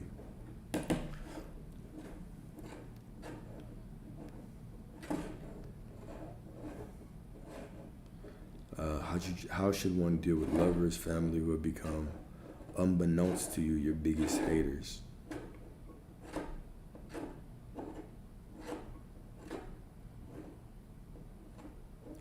Unbeknownst to you, your biggest haters. I'm gonna challenge you on on the store on what you just said, right? The same way that I think we talked about this, I think it was yesterday or the day before, but somebody was like, when all my family is great except for this person is a liar, right?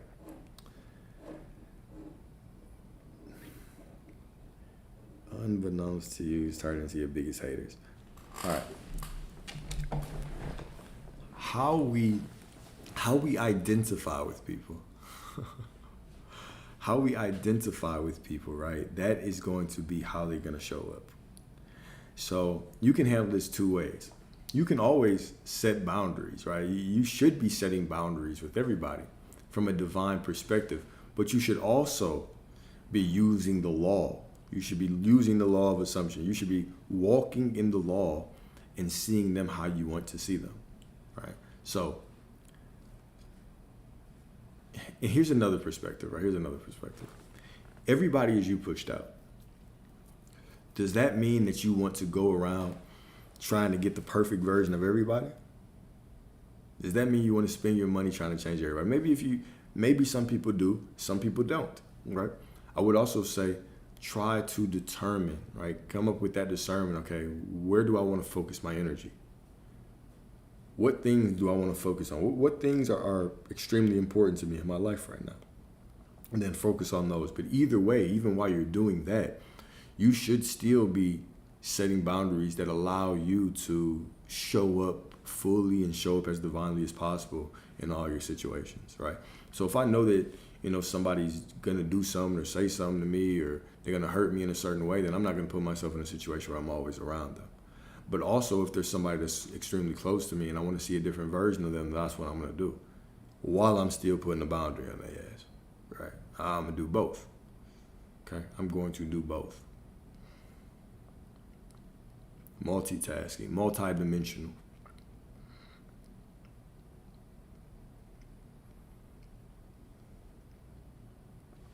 What's good, what's good, what's good? I'm great, and I hope everybody's great. I enjoy just kind of watching y'all talk to each other. It's pretty cool. It's pretty cool. I remember when I was in here talking to myself. I remember when I was in this house talking to myself. And then one person would pop in and tell me to shut up. And then pop out. All right, well, thanks for the view. Till next time, brother. But man, I enjoy how this has been unfolding. Harmoniously and happily in no context, struggling to let go of seeing him as someone who rejects me. So, struggling.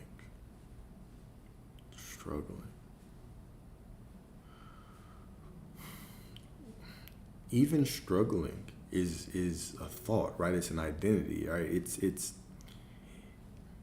when you say it like that, it's almost as if you bring this conditional aspect into it, right?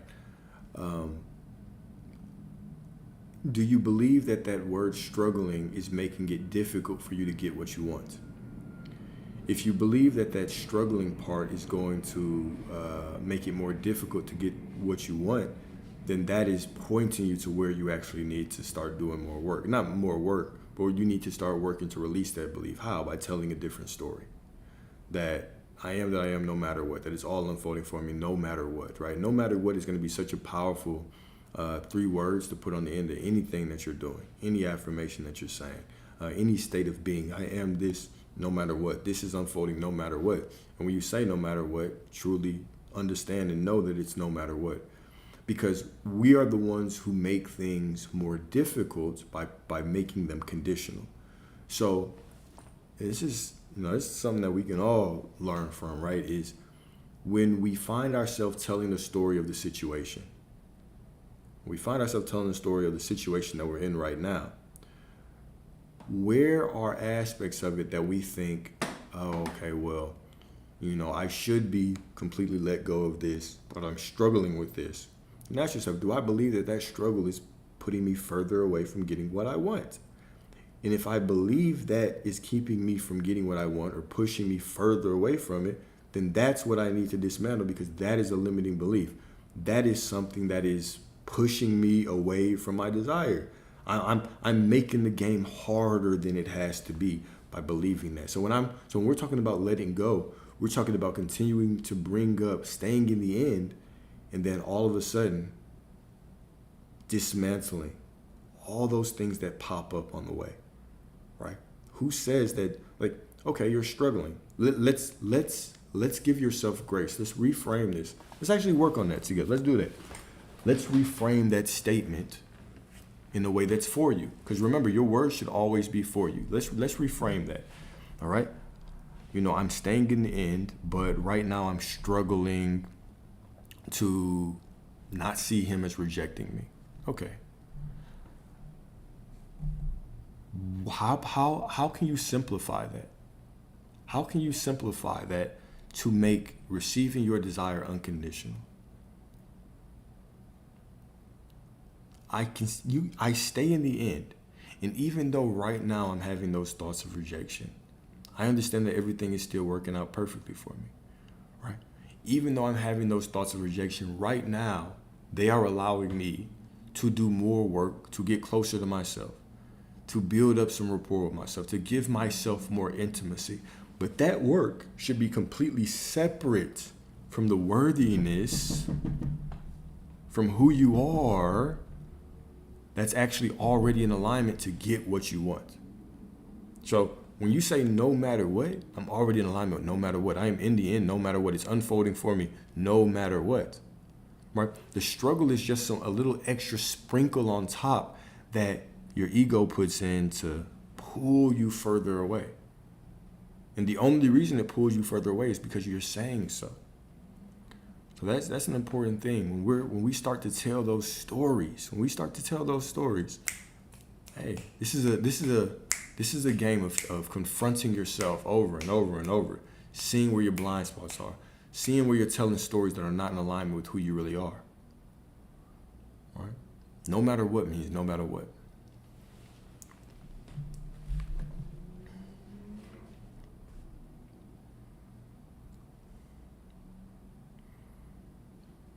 Y'all going crazy. I like this. Hello. What's up?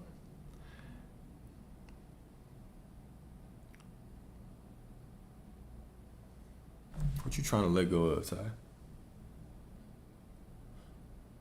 How to completely, I released this weeks ago, but still feel the connection. You released what weeks ago? I know we're not still talking about the overseas. Beach Bay. We still talking about Beach Bay. What's up? Say the word and it's gone. All right. No, girl, I have to go. No content. We have to do what we have to do.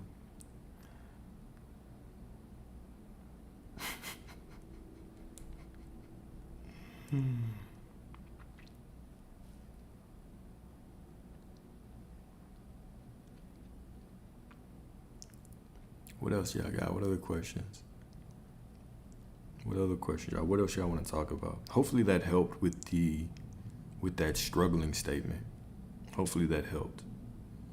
Because we're the ones who make things more complex, right? Stop making this a conditional process.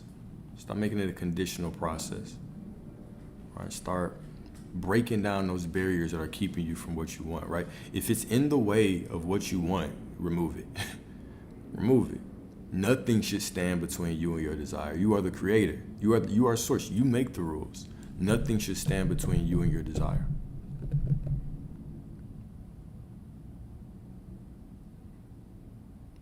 Exactly. With me, right? Through our human perspective, it may seem impossible, but with the source, all things are possible. All things are possible, right? Our only job, right? This is why that quote in the Course of Miracles that is so powerful is your job is not to seek love. It is simply to remove all the barriers that is keeping you from love, right? And we can put this in so many different ways. Your job is not to seek wealth or seek prosperity or seek fulfillment out there, validation. It's simply to remove all the boundaries within yourself that are keeping you from getting those things, right? And what are those things? They're just thoughts. It's typically just thoughts. It's thoughts that keep us away, right? Am I doing this right? Maybe I need to visualize different. That's a thought that's keeping you away. No matter what I do, it is on the way. I already have it. I'm in the end. So anytime that we start telling these stories and making it conditional, catch it, right? This is the power of awareness. This is why consciousness, awareness, being present, really starting to think and focus on what's going on in our mind is so powerful, because it allows us to remove barriers. Don't make this a difficult process. Make this an easy process. You make the rules. What if you fear getting things that you want? For what reason? Why would you fear? Why would you fear getting the things that you want? I just thought of something crazy.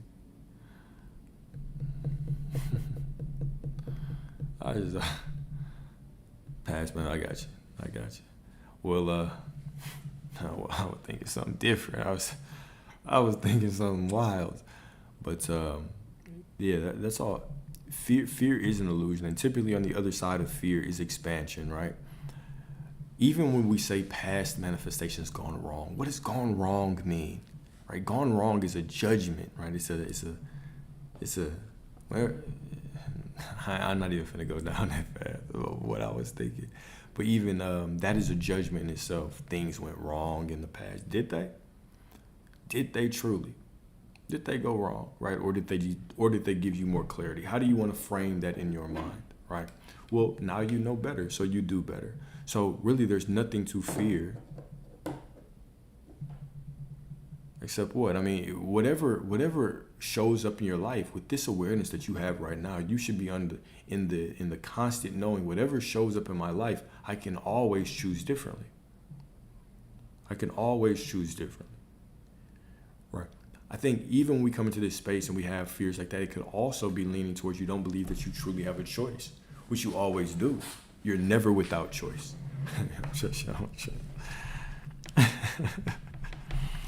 I feel you.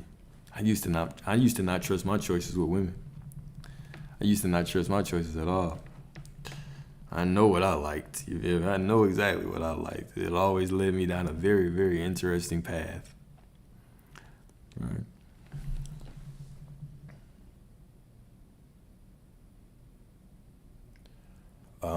How do you speak to people who don't have this awareness without seeming tone deaf or without empathy? You meet people where they are. You understand that you can't say, like, you're not pulling people to salvation, right? You're simply speaking your truth. And if they resonate with you, cool. If not, then that's cool as well, right? Everybody won't be on the same page, and that doesn't make my truth more than their truth or better than their truth. That doesn't make their truth better than my truth, right? It is simply our different truths. We have 8 billion people in this reality, or in this world. We are all in different realities. We all have different opinions, different truths. And that is what kind of makes this game fun. So just go through it with the perspective of, I have the awareness of who I am, and I'm confident in who I am. And if our conversation can strengthen my beliefs or give me a new perspective, I'm cool. If it's from an open-minded place, but you ain't finna catch your boy arguing about this with somebody who doesn't believe. Like, I'm not, nah, I ain't doing that. So I will speak my beliefs, but also I understand that there's certain times that just hanging with my homeboys and we're drinking, or I'm with my family and they're going off about something, and I'm like, if my parents, let's say you're around your family and they're talking about politics or something, and you're like, damn, they're just going down this path and working themselves up for nothing and worrying about stuff they can't control. Is it always the best time to try to give a lecture or give? No, right? So it is meeting people where they are, giving them grace, and also understanding that there were things you didn't believe in a couple years ago that you probably believe in now. And nobody could bring you to that deeper understanding of the truth but you, right? If somebody walked up to you maybe 5 years ago and told you some of the shit you believe now, you might look at them like, what the hell are you talking about, bro? Get the hell out of my face. But here we are. So give others the same grace that we were granted, right?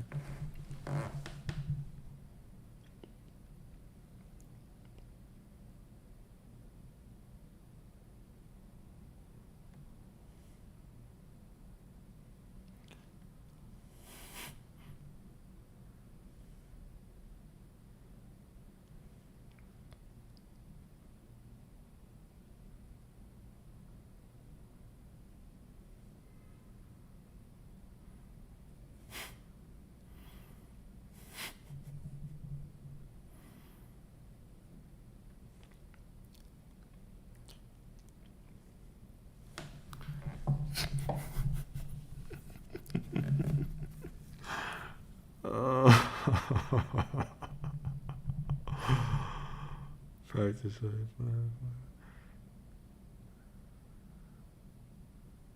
Appreciate you, Miss Sharice. Thank you. Have a great night.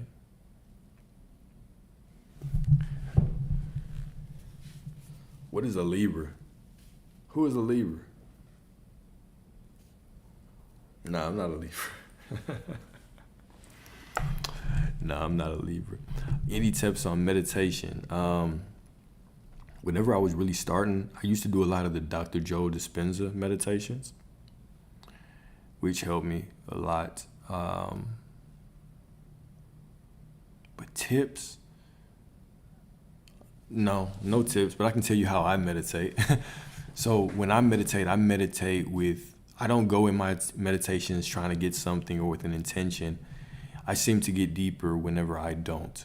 So I simply go in there with the goal of just being present with myself and let my body, let my soul to do what it does, right? Y'all snitching. We got a bunch of snitches in the comments, right? Nah, I'm just playing. But yeah, I'm a Scorpio.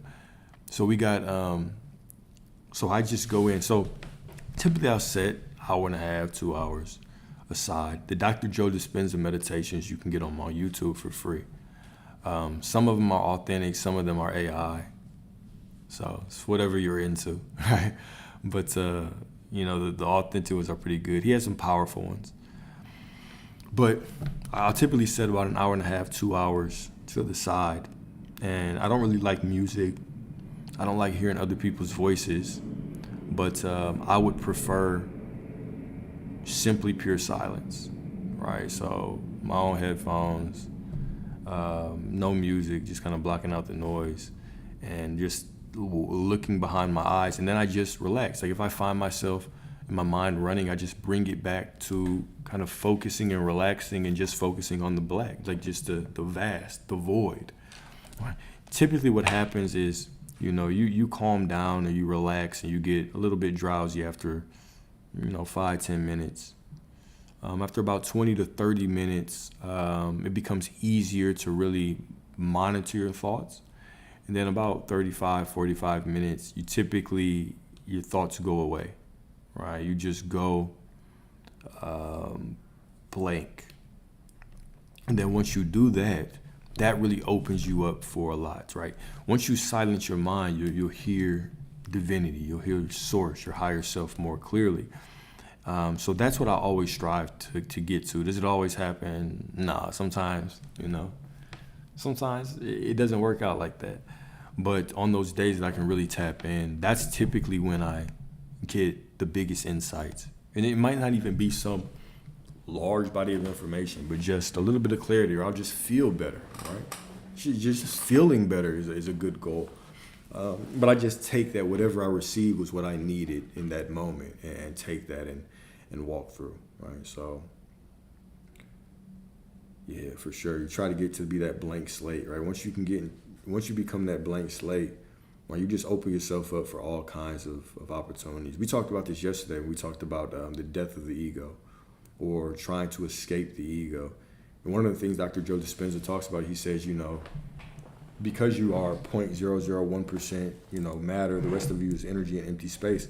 you are really just more nothing than something. So in order to really tap in with infinite consciousness, you need to get to a point where you are no thing, nowhere, all right, with no thoughts. Now, he says it in a very poetic way. Basically, it's just talking about this delusion of self. If you've ever had a profound mystical experience or an experience of like plant medicine, what you'll realize is one of the first things that happens is you lose your sense of self, right? And sometimes the ego tries to cling, and it might feel like you're dying because you're losing who you are. But this is really the beginning of receiving. That's the beginning of receiving, is losing your sense of self. So it's one of the beautiful things that plant medicine will show you is, right, like clinging, holding on to you, it causes suffering. That's why people have these terrible trips where it's like, I was falling for 8 hours and I was like, then you were fighting for 8 hours? That must have been exhausting. It sounds terrible. Like, yeah, it was. And nothing happened? Like, no, I just fought the whole time. Well, that's why, right? So the more that we cling, the more that we suffer, right? So it's typically once we can die of the self, that is when the revelations can come to us.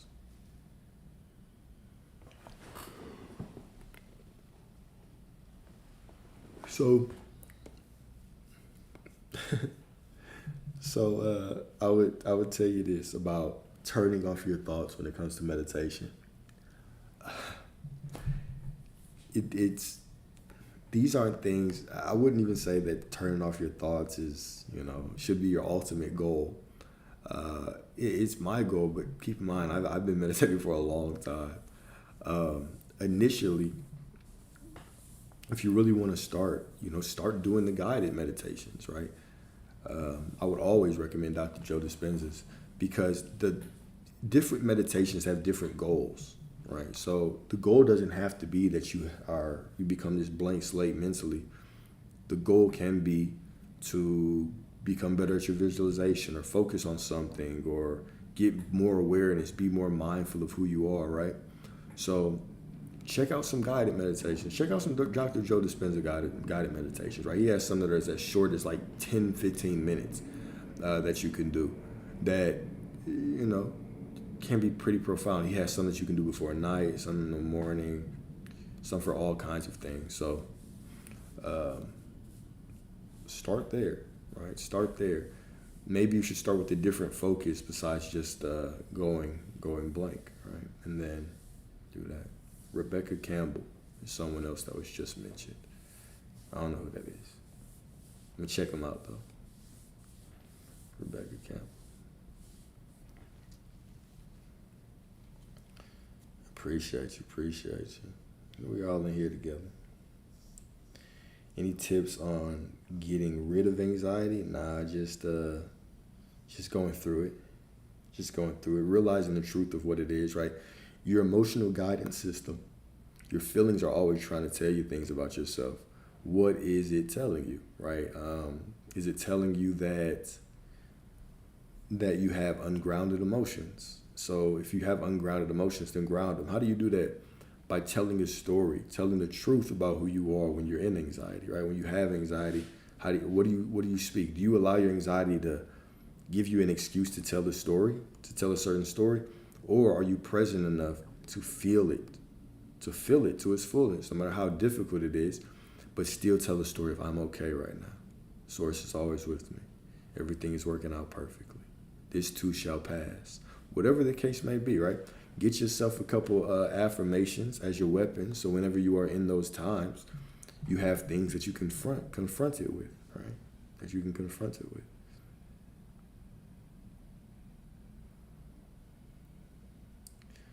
Oracle decks and more. Sounds cool. Sounds lovely. I'm always down to try something new. Not always. Not everything, though. But within reason. Within reason of my desires, I'll try some new things. Source is always with me.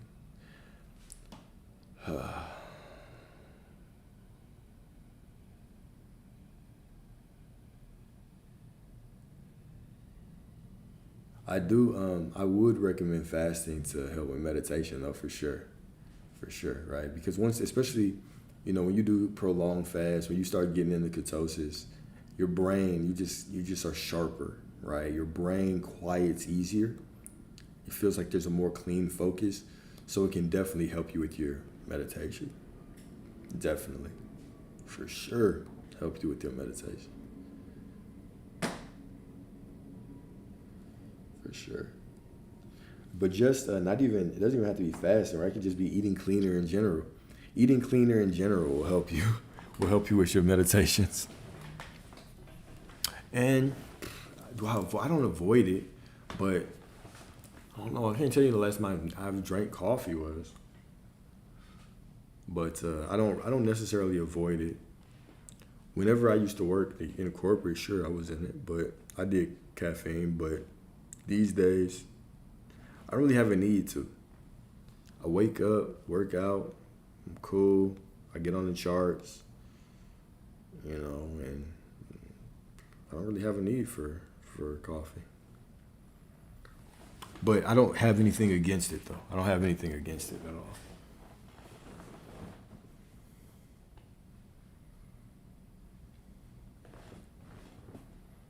I'll be curious what y'all's perspectives on coffee is.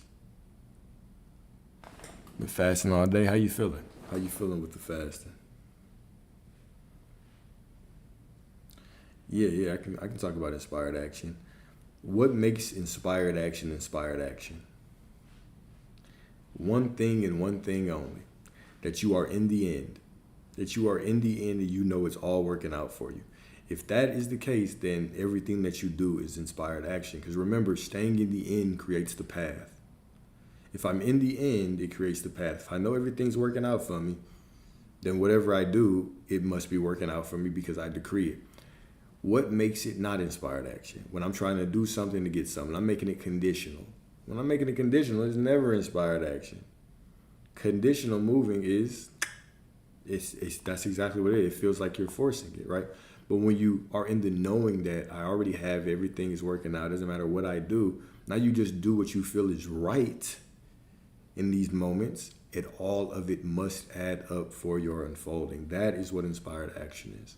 Right? We can go further. We can talk about what is divine timing. Divine timing is because your ass is divine. That's what makes it divine timing, is because you said so. It's always about you. It's always about you, right? You can clearly think about the times you were like, oh my God, it was divine timing. Of course it was, because you said so. Because you said so. No. So if you don't know what to do, it's not that you should do nothing. No. I would challenge you. What you mean when you say you don't know what to do, right? There's always a best move, right? Now, if your best move right now is just to rest and surrender because there's absolutely nothing else that you can do, then yes, since you already have it, then that's what you should do. But other than that, it is what it is, right? So, and then I would have to get a little bit more context with what you mean. So if you're talking about with a person, let's say you wanted a person and you're like, oh, I have this person, but I don't know what to do now. But I would say, okay, well, if you did something, why would you be doing it? Are you doing it for the purpose of getting validation from them? Or, you know what I'm saying, are you going to go create a fake page and stalk them to get something? If it's money, there's no work that you can do on anything. There's nothing that you feel like doing. There's no, content you want to make, or there's not a, course that you just have been feeling called, this urge to take, right? What is it? It's okay. So when we're talking about careers, right? There's no kind of course you can take. There's no kind of new tools that you can get. There's nothing in that realm that you can start reaching for that can help you move forward, right? Because let's say that you are in the end. All right, be in the end then. You are in the end. Everything is working out for you. Do less than possible. But are there things that you feel called to? Maybe the thing that you're feeling called to is to rest more right now. And if that's the case, then that's what you should do as well.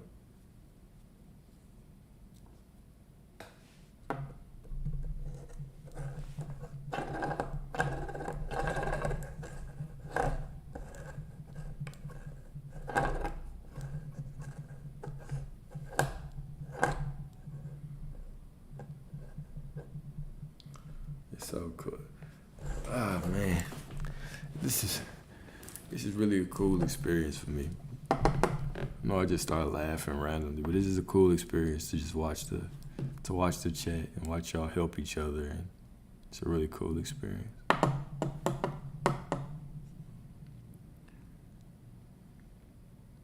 Sometimes it's such a cool experience, and I'm like, man, I'm kind of sleepy, but I'm gonna let y'all keep going because I know that y'all helping each other.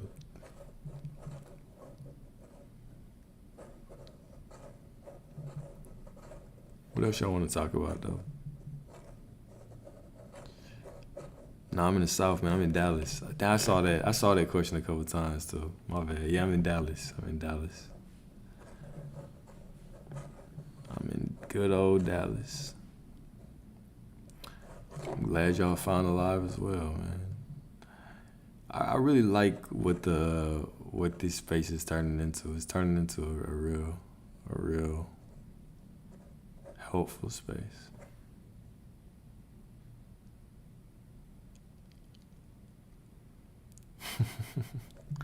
Yeah, it's nicer. That's nicer. How to strengthen your discernment.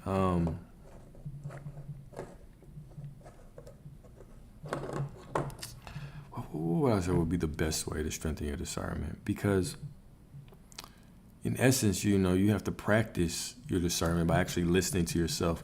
And there's so many things outside of us that can impact our ability to hear ourselves, right? Your food, some of your vices, right? If you have lust problems, right? That voice of discernment within you that tells you, sit your ass down at home and you got a big day tomorrow, you might need to get some rest. You might say, you know what?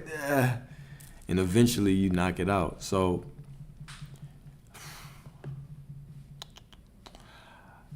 let's see here. Number one thing that I would say to start implementing in your life to strengthen your discernment would be meditation. Meditation and mindfulness. Why I say meditation and mindfulness is because it's important to be present. If I'm just walking through life and I'm letting however I feel just dictate wherever I go, right? Oh, I feel happy, let me do it. Oh, I feel sad, let me chase happiness. Or I'm just, the external circumstance doesn't look right, so it makes me change up. And if I'm just constantly reacting to everything, then I'm never going to be in a position to really hear myself. But once I become conscious and I start walking through life aware, and I start challenging my thoughts, challenging my expectations, and then I start to really ask myself, okay, what do I feel is the right thing for me to do or think or expect in this moment? Now I start building up that rapport with myself. I start building trust with myself to where I can start listening to that inner voice. And then as I also start doing more meditation and I become more still, I start to silence that ego and all the chaos, right? No longer is all day just music lyrics are going through my head, or all day the news is going through my head, or what people say at work is going through my head. Now I'm at a point where I start to reclaim my thoughts, start to reclaim the space in my mind for me. Now I get more access to that inner voice that is always trying to guide me carefully, right? Because that voice of discernment, that intuition is not a loud voice, right? It's not descending from the heavens, blowing trumpets and telling you to get your ass out the bed and go work out. It's that silent, still voice that is beneath the noise, right? It's beneath the bullshit. So that's what I would say. But also, you also have to tie your intuition. When we talk about intuition, we can't talk about it responsibly without talking about the solar plexus in your gut, right? Your gut forms even before your actual brain, right? It's your first brain. So this is why we call things a gut feeling. If I'm struggling to control what I'm putting in my body from a food perspective, then I'm also probably going to struggle with intuition, because the solar plexus is intuition. And if I wanted to shut off your solar plexus, I would just make you eat a bunch of processed food and a bunch of bullshit, and it would push you away from that. This even goes back to what we were talking about reacting to things. If I'm walking around reacting to things, I'm going to be disconnected from my intuition. What's another thing that keeps me disconnected from my intuition? Why do we react to things in the first place? Well, programming and trauma. So I talk about this constantly, but a purpose of your fat, of body fat, is number one from a physical level, because things have physical and spiritual undertones. From a physical level, it stores fat, or it stores toxins to keep those toxins from going into the blood, right? Another purpose of body fat is it also stores trauma. If you ever realize, like, if you get hungry, you start fasting, certain emotions come up, right? Because as you're burning through that fat, certain emotions are forced to the surface for you to confront. This is a natural part of body fat. The same way that, whenever you fast, your body goes in and starts eating that fat and flushing those toxins. So all of these things are part of the physiology of you. So if I have a lot of programming stored in my body because I've been eating like crap and I haven't really been doing any kind of, work to confront myself, well then how am I going to move through life? I might be a little bit more angry than possible, right? We see that, people can get so addicted to the food that they will respond to it like literal addicts. Okay, a motherfucker hasn't ate for 3 hours and all of a sudden they're hungry and their whole mood shifts. You might have a problem. You might have a couple parasites in you, right? Even when we think of parasites, right? So we talked about demon from the perspective of within you, but also, have you ever looked at a picture of a parasite? Tell me they don't look like demons, right? When we talk about things possessing you, do you understand that these parasites, what they actually do is when they get in your body and you stop feeding them or they get hungry, they release chemicals that change your state of being. It changes your brain. It changes the way you're thinking. So sometimes some of the things that you're thinking aren't even yours because these parasites are letting out, they're basically pissing in you. And while they're pissing in you, it changes your state of consciousness. So a lot of people are walking around, they're not even themselves. They're not even themselves. Okay? You see it all the time. People go on these long fasts and they're like, I did not know all this shit was within me. Right? That big ass mucoid plaque comes out. Right? They have long ass worms in their stomach. Where are these motherfuckers coming from? So this is why it's important to do a fast, right? When they're dying off, they fight, right? Everything fights. But when we talk about demons possessing you, go look up some of them parasites that are in people's bodies and tell me they don't look like little demons. Those are the things that are possessing your ass when you're eating the wrong shit.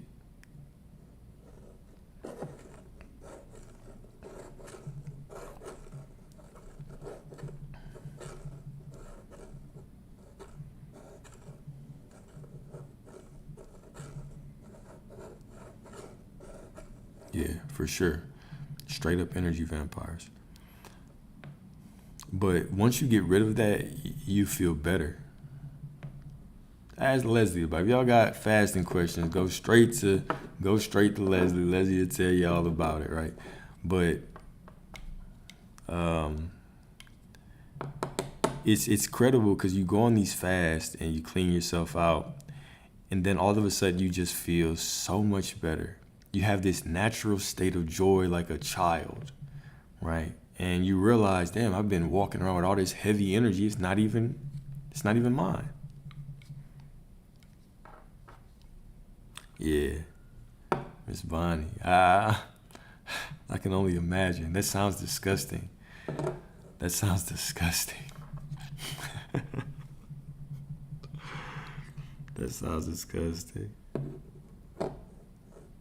What was that phrase you said the other day? You said something like, we call that, dang, I forgot what you said.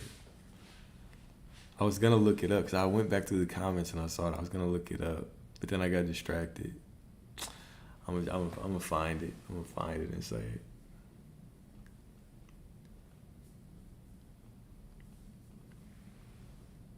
How many days do you need to fast? I mean, that depends on what you've been putting in your body, right? So, I guess the common protocol is, I've seen a lot of protocols.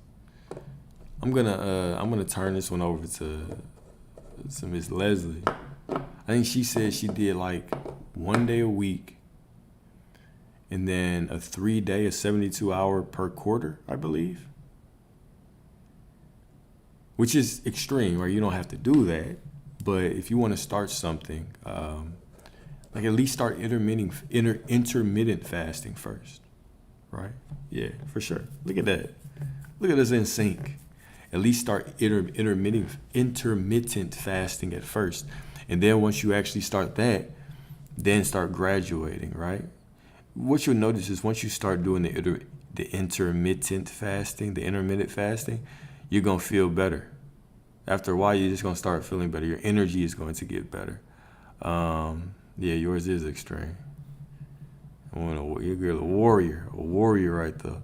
But once you start doing that, you'll start tapping into your body more. You'll start realizing how much you really don't need as much food as you think. You'll start realizing how much sharper you are. Even when you're quote unquote hungry, you're sharper. But it's a good practice to incorporate in your life, because no one is really free from the harmful things in food, right?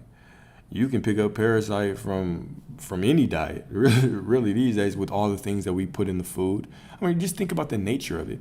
If you go outside right now, right, and an animal is hit by a car, how quickly does that animal decay? How quickly are you going to walk to that animal? You're going to see maggots crawling out of it. It's going to be rotten, right? Not long. Yet we go through a process, right? Kill the animal, chop the animal up, pump it with chemicals, dye it, ship it across the country, put it in a store, then still say it's good for this long, right? How are we able to keep our meat that fresh? We're not. We're not, first and foremost, right? So, we're not naturally. So you're not untouched by these things. You're not untouched by these things. The best thing for you to do is allow your body some time to go within.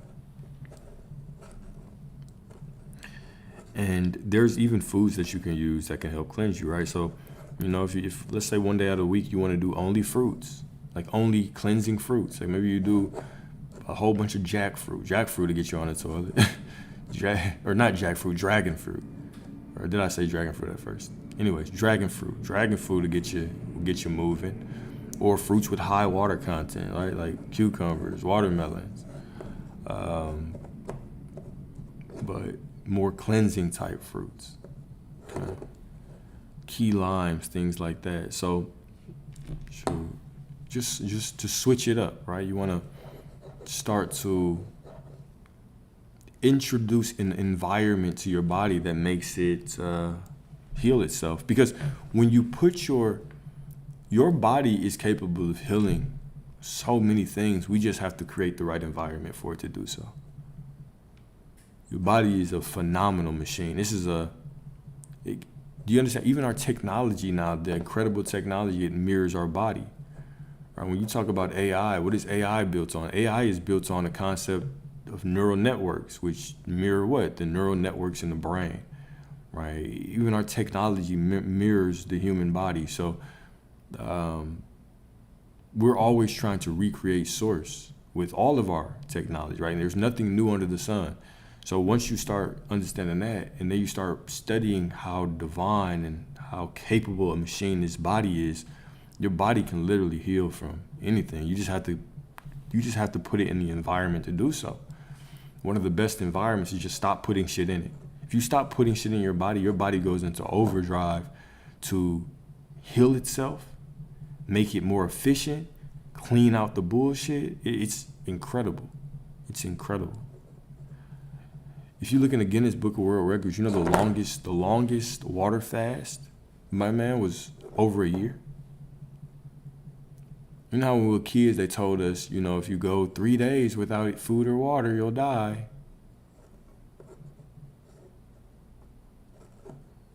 Remember when they told you that? if you go this long without water, you'll die. This man went 300 over a year with no food, just water. And then he broke his fast with a piece of toast and a boiled egg. But I would tell you, I've done some prolonged fasts. The longest or the most difficult fast I've ever done is I did a 10-day dry fast. No food, no water. 10-day dry fast, no food, no water. That was the most difficult fast that I've ever done. And that one, I did it because I was going through some shit at the time. And so I was really just trying to put myself through some things. But I got a lot of answers. How did I prepare mentally? I didn't. I honestly just jumped in it. I did not prepare at all.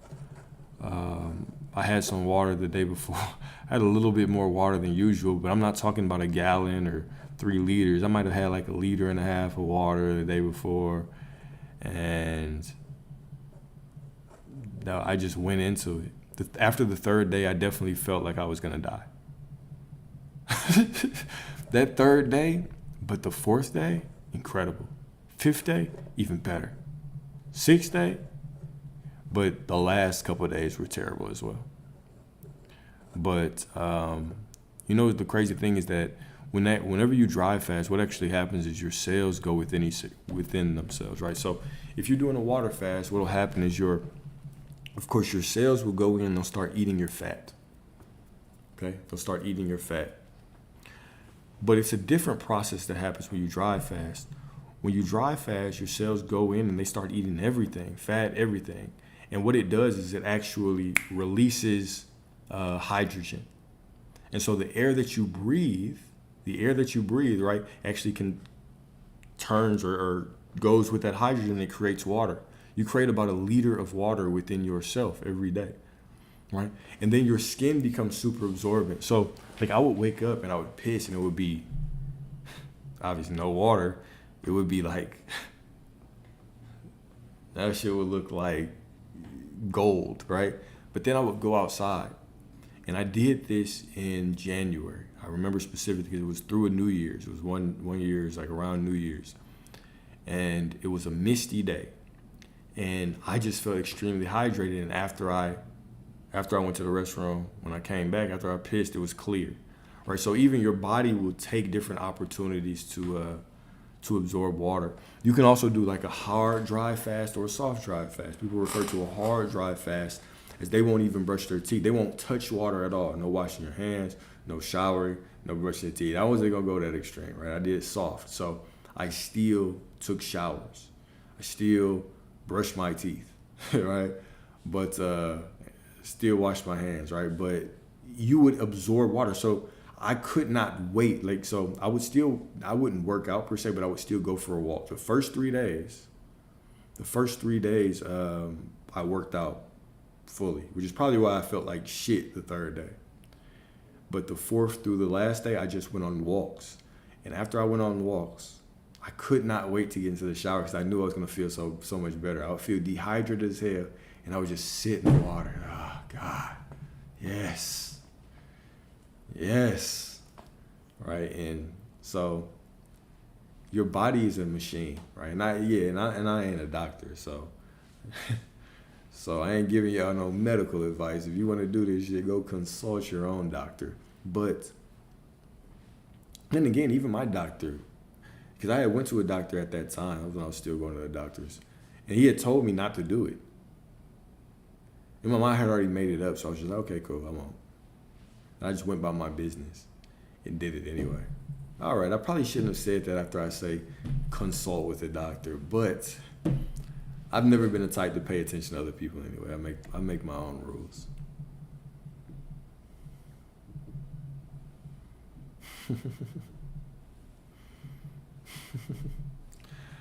Yeah. So if I could do things differently, right? Because I played football for a while in my life. If I could do things differently, I would have, especially with the CTE and all these things that people are happening, which in itself is really just, diet and all these things as well. because your brain can heal as well. Would have made sure, like, okay, day after games, you don't eat. Like, maybe you eat right after the game, and the next day you fast to get your body right, to allow your body to repair and go in and break up that bullshit, because it's such a physical, such a violent game, right? You're just knocking the shit out of each other. Clots all over the place, blood clots. You got knots and all kinds of shit, and especially all that helmet to helmet, head to head contact. So if you're playing a sport, I would definitely recommend, taking time, like, on breaks to implement fasting, because of the amount of stress you put on your body, allowing your body to go within and clean out some of that bullshit. All right, clean out some of those knots and bruises. Matter of fact, I used to have a terrible shoulder injury, right? And it wasn't until I did that 10-day dry fast that it cleared out. Completely cleared out. It cleared out in a way, like, it hurt. It was something I couldn't even sleep on my right side for a while. And once I went through that 10-day fast, I just realized, like, day 7 or 6, something around there, I just one day realized, oh shit, my shoulder doesn't hurt anymore. It doesn't hurt at all anymore. It just went away. All right. It just went away. So your body is very, very capable. A lot of the things that we call chronic injuries really are just things that your body can heal. Your body can go in and it can clear out a bunch of stuff if you just give it the environment, give it the capability to do so.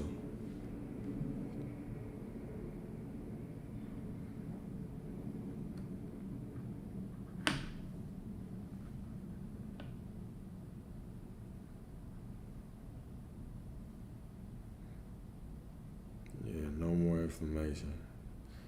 It went away quickly. Went away so quickly. What else happened? Interestingly, even when I was dry fast, I didn't shit for a couple of days. And then after a while, I was going regularly. I was like, oh, interesting. My body was still just functioning normally. Everything was still being let out. It was very, very interesting. And then I broke the fast with some water. Oh my God, that water was so good. That's always a great feeling too, is that first meal. So I went from water to juice. I went from water to coconut water to fruit. And then eventually I ended up going back on solid foods, right? But that was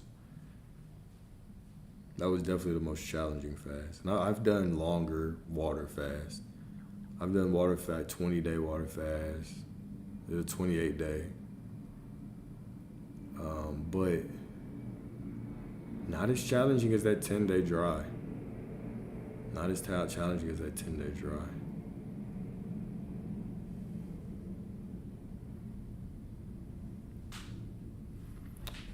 What did I do when I wanted to eat? I didn't do anything.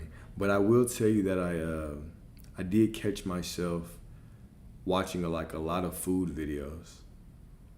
In my mind, I had all these things that I was gonna cook and make. But then once I broke it and I had water, like fruits, I had no desire to make any of the things. And the roughest part is always the first couple of days. And then the last 2 days when I knew that food was near, man, when I knew that food was near, hey, thought I was a damn Michelin star chef. Hell, the way that I was thinking about what I was gonna cook, but I didn't make any of those. But the first days and then the last couple of days are always tough.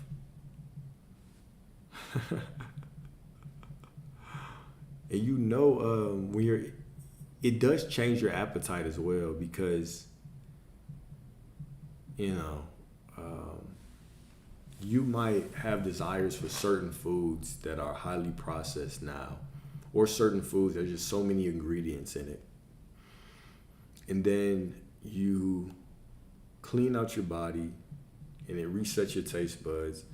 And then by the time you get to a point where you can see those things, you don't even want them, right? You might not have the appetite for them, but you also develop a different view of hunger as well. Meaning, if I'm hungry, if I'm truly hungry, then am I just bored and I'm looking for something palatable that feels good in my stomach right now? Like, what am I truly hungry? Because if I was truly hungry, you could open your fridge and you can eat something. All right, so try to tell that kid. Oh, facts, man, facts. Because even I talk about like having that day of silence, where you take the day, you don't, no TV, no computer, no phone, no nothing, just you and your thoughts. And one of the interesting things is how many times will you just walk to the fridge? Like, you might just be sitting there and you just have an urge to go open the fridge for no reason. Are you even hungry? No. You might have just ate 30 minutes ago, but you just open that motherfucker. It's a common thing that we do is, as humans, we eat when we're bored. Right? I remember when I was younger, I would, especially weekends, when I first started like really living by myself, man, on weekends, if I'm at the crib all day, I might get groceries and eat all that shit. I might, you just go get groceries and fill up the refrigerator, and then you just open shit for fun and taste it and then eat. Why am I eating everything? I'm not even hungry. Matter of fact, I'm full. My stomach hurts, but I'm still eating. So, developing a good relationship with food is important because, hey, life is multidimensional. If I'm struggling to control what I'm putting in my body that way, like, am I going to control who I enter? Am I going to be able to control, my presence, my awareness, my thoughts? How deep does it go, right? So,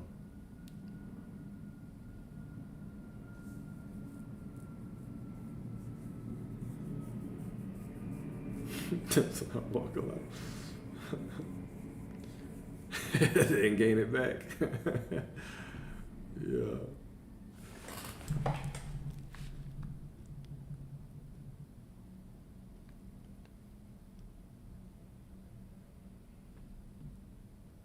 Yeah, for sure. Because hunger is a feeling. It's a fleeting feeling. It also teaches you like the whole "this too shall pass" thing. So you get connected to that hunger. And I would ask myself, I would try to be mindful of, okay, am I really hungry? Do I feel this in my body? Or is the feeling just in my mouth? Sometimes you might just have a feeling of hunger in your sometimes you just might want to choose something. You might just want to choose something.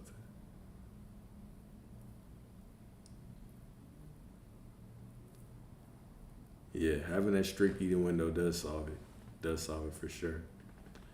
For sure. And what's interesting, that Ramadan is such a healthy concept. Such a healthy concept. I know a lot of people though during Ramadan who I won't even consider it fasting. Sure, they're fasting, but as soon as it's nighttime,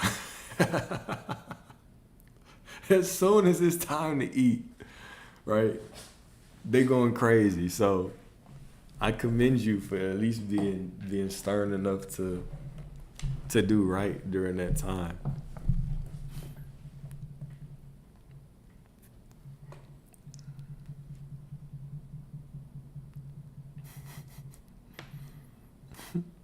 If you're really hungry, you finna eat this. If you're really hungry, you eat this broccoli. I don't want that shit. I'm not hungry no more. All right, then. You don't need to eat.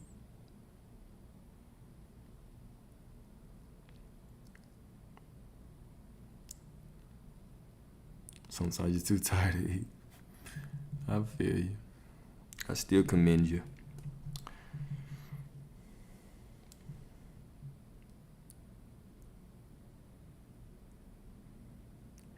That's another thing, right? The work from home.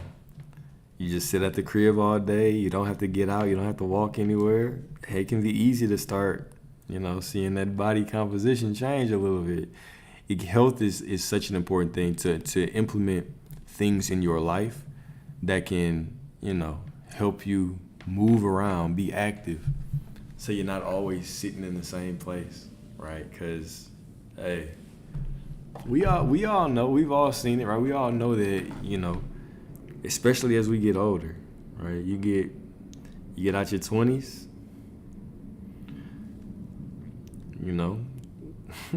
the laziness catches up.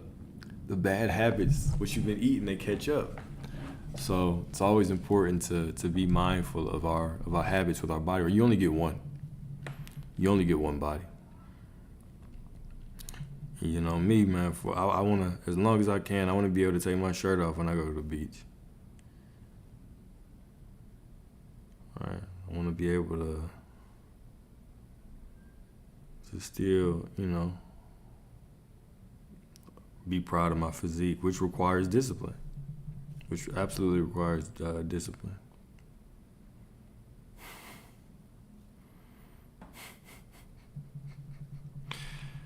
My bad. I apologize. That was insensitive. I figured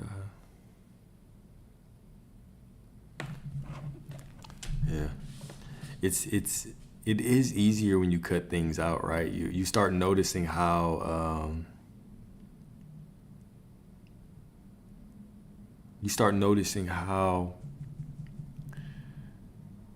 it's certain foods that put a lot of weight on, right? Like when I cut meat out at first, my weight just plummeted.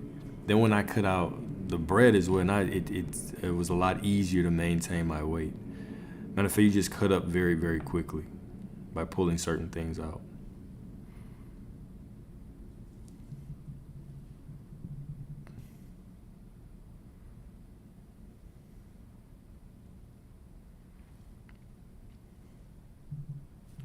You said that's the reason why I can fast so long? Because I'm just so disciplined. Because I'm so disciplined and aware, conscious all the time, just so powerful. Thank you. I'll take the compliment.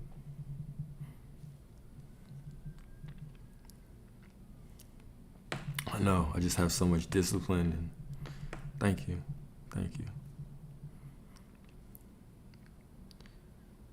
Yeah, all those processed foods, the purpose of them is literally for a zombie apocalypse. That's what you're supposed to be eating, them Pop-Tarts. You're supposed to eat the Pop-Tarts. You're supposed to eat that processed shit in a zombie apocalypse, because that food can last forever. Save the canned food for the next time we're in a state of emergency. But until then, right? The problem with that, though, is that if you've been eating it for so long, it's addicting. That's the problem with it, is it's extremely addicting. It's extremely addicting. All of those foods, things that come in boxes and cans, they're addicting. They're made to get you addicted, so you spend money. So sometimes it's not as easy as just saying stop eating them. I'm not saying that you're saying that it is, but I get it. But we do have to wean ourselves off of it, right? You can either have, if you want to be as healthy as you can be and enjoy your life in this one body, get away from the cans, get away from the canned food.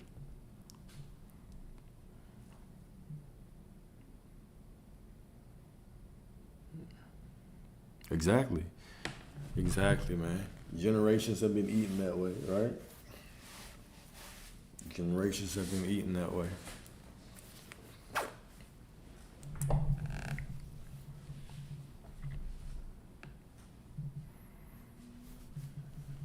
Girl got all the acronyms. What is it? A PFA or a PFO? What does that mean? What does that mean? You're scaring me with all these letters. You're making me a little nervous over here with all these letters. This shit sounds dangerous as hell. Forever Chemicals. Yeah, bread and sugar too. All those things, man.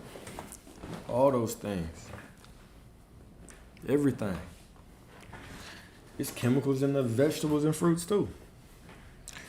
If we really want to go there, it's chemicals in everything.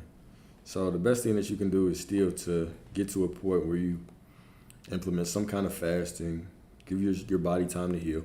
But there's also other things you can think about or other ways to look at it.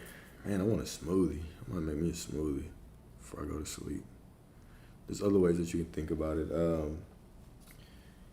Even from a sleep perspective, your dreams are gonna get stronger if you are more mindful of how close you eat to time you go to sleep. Like fruits typically take a couple hours to digest, 2-3 hours run through your body, or maybe 3-4 run through your body. Vegetables like 6. But meats, carbs, you're talking about in the tens of hours, right? So when you eat those things before you go to sleep, your body is spending a lot of time digesting that food.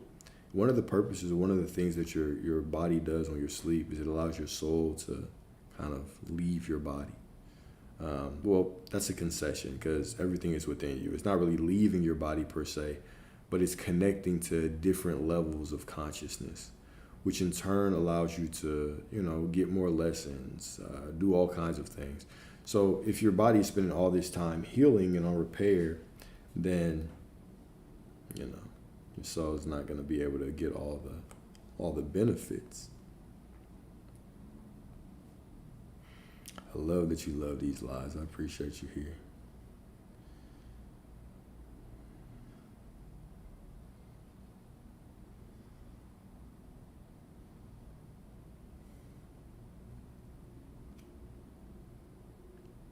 What kind of smoothie I'm gonna make? I don't know. Probably something simple. You know what's becoming my favorite thing to put in smoothies is cucumbers. Because it adds it adds just like a fresh taste, right? So I typically do like 2 fruits and a cucumber. I might do like pineapple, blueberries, and a cucumber and water. And the cucumber just gives it a fresh taste. It just makes it feel more refreshing. I always recommend, like, throw a cucumber in that one. Throw a cucumber in that hoe and see how it tastes, man. Nah. I don't have a live schedule. I just pop up, whenever I have a little time, I'll pop in. Ginger as well. Yeah, ginger as well. I appreciate that. I'm glad that y'all are finding value in these, because I enjoy them. But I typically go around, let's say, 10 Central, maybe 11, maybe 1 Central, sometime before 3, and then sometime after like 7 or 8, I'll typically come on around then as well. Oh, also cilantro. I throw cilantro in a smoothie, like a little bit of cilantro. I like cilantro though, and cilantro is good for heavy metals. I don't really mess with yogurt. I don't really mess with yogurt. Used to. I don't touch dairy. But you can do like non-dairy yogurt. I don't even do that.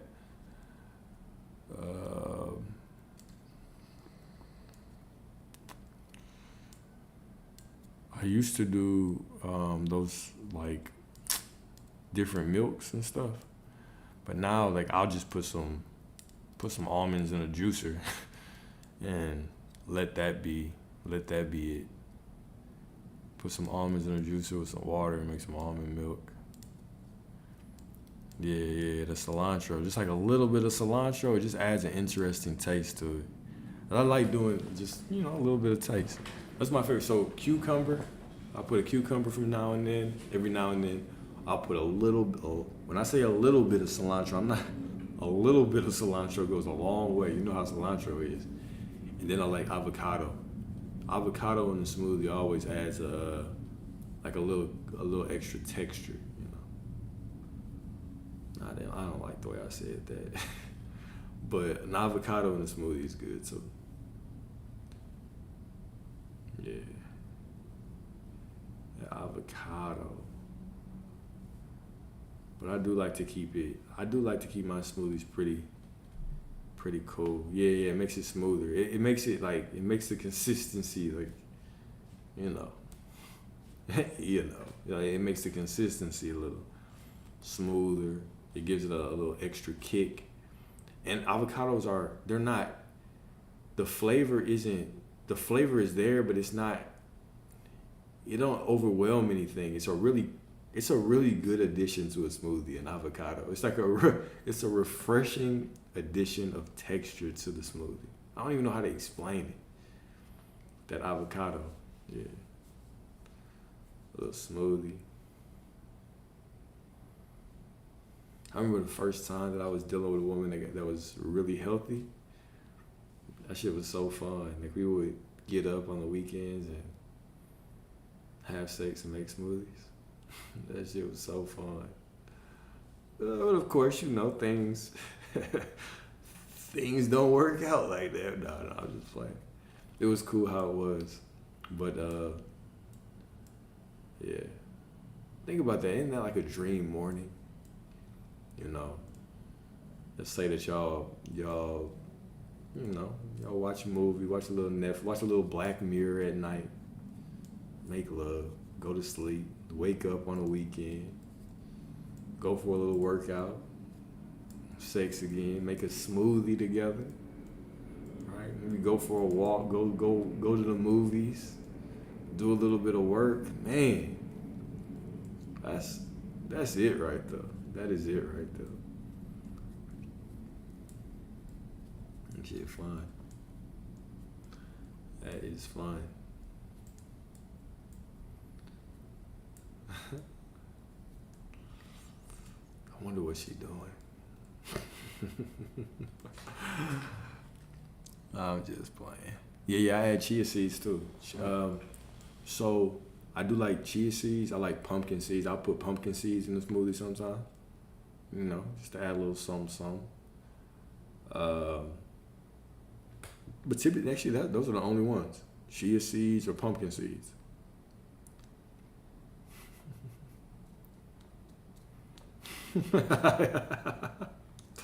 I've never seen Love Island. But that sounds funny. I knew that was my perfect date. You're damn right. You knew that's what I like to do.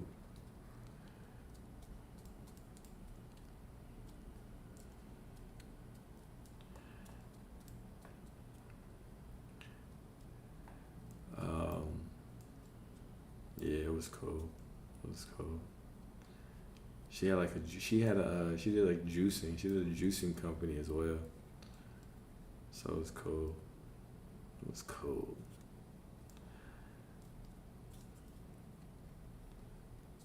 It was real cool.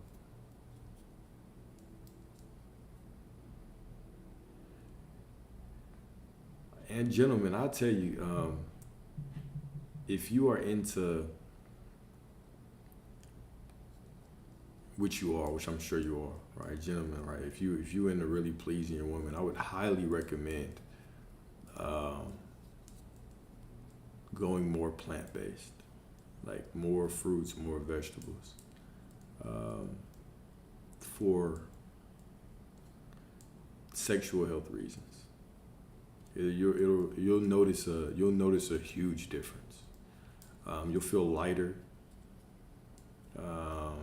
It impacts your blood flow, right? So the lighter your diet, the better your blood flow is going to be. And then still incorporate your workout, leg workouts, squats. Do it like that. And then if you want to take herbs, right, some good herbs, of course, like ashwagandha, great herb. If you all have heard of Shilajit, that's a good herb. Shilajit, it's like this resin. It's like this black resin tar substance from, I believe, the Himalayas. And then, of course, maca root. Maca root for sure. You'd be able to hang a towel. You'd be able to hang a towel from your man's down the right. Maca root, and then Sustanche. Y'all ever heard of a herb called Sustanche? Cistanche. Sustanche. Put y'all on something.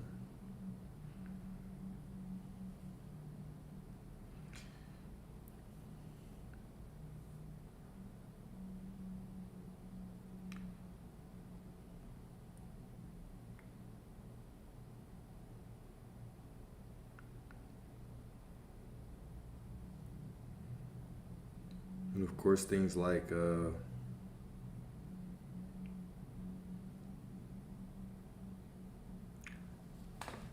Sustanche, and then I was gonna say chlorophyll. Chlorophyll, especially if you highly melanated, if you're a melanated being, an ether being, a carbon being, right? Chlorophyll. You know your melanin is actually a it's actually consciousness, right? It's condensed sunlight, basically.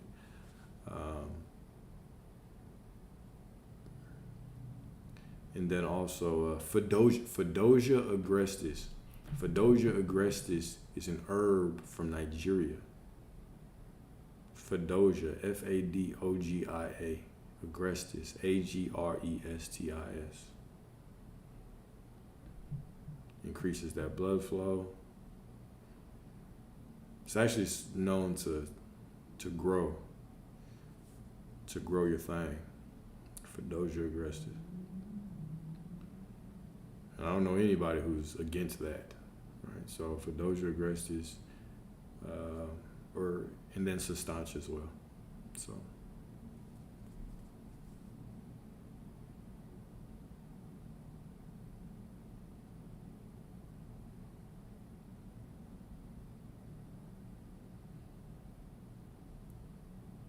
ginseng. Which one like ginseng? Ginseng is like energy, huh? They put ginseng in like gas station pills, huh? Let's look it up. Let's look some stuff up. All right.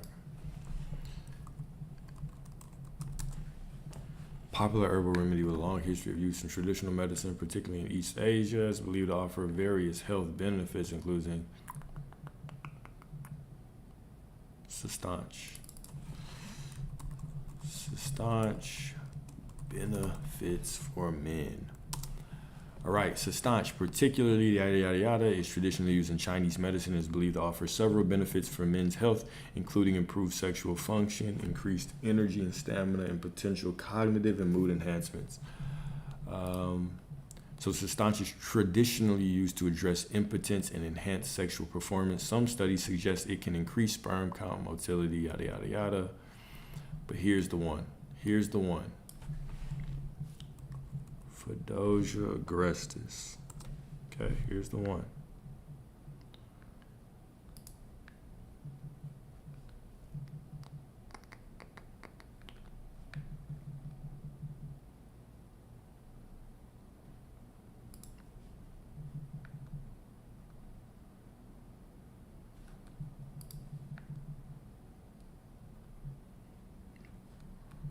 All right, we just need a good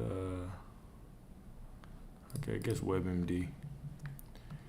A shrub. Okay, Fedosia agrestis is a shrub from Nigeria. The stem has been used to make medicine, yada, yada, yada. Some people claim it can increase testosterone. And where's a good description of it? Anyways, it increases your functioning. We'll put it like that. Increases your functioning. Good night, good night, good night.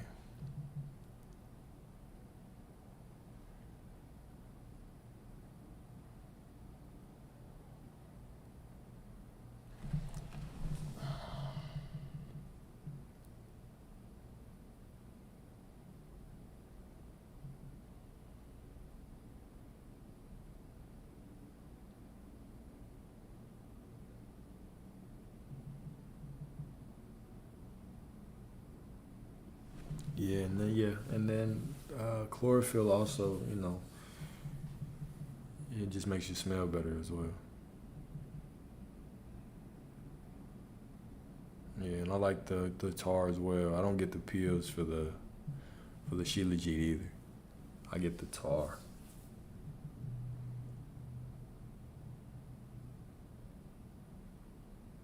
It's just the tar.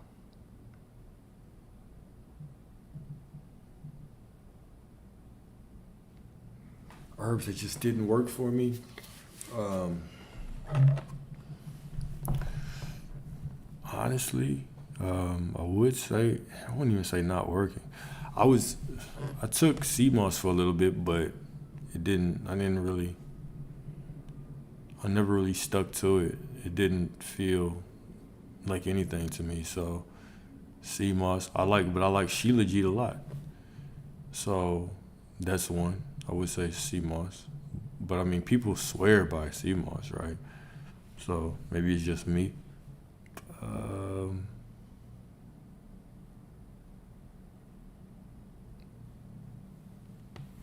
that's probably it. What has a minty flavor? Which one has a minty flavor?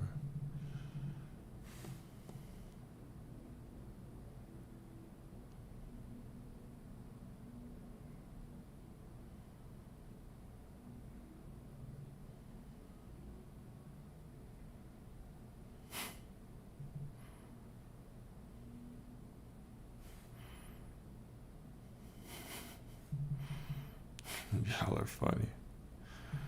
Y'all are funny. Let me see. I would say that's really the only one, because I haven't taken a lot of herbs, and most of them that I take. But I swear by maca root. I don't take maca root that often, especially when I'm, retaining. Like right now, I'm retaining, so I'm not taking maca root because I'm just not trying to, put myself in a difficult situation. So I do swear by Shilajit. I love Ormus. Ormus. All right. I'll tell you, right? If you're talking about a consciousness boosting item, Ormus. So what Ormus is, it actually has gold in it, right? Monatomic gold. So the old pharaohs, right, they used to consume gold, and what it actually does is it acts as a conduit within your brain. It speeds up the path of the neurons firing in your brain, and so just makes you smarter, makes you sharper. It makes your dreams extremely more vivid. Just raises consciousness as a whole. It's very, very, very, very beautiful. Matter of fact, I should order some more because I'm out. But let's see, Ormus benefits.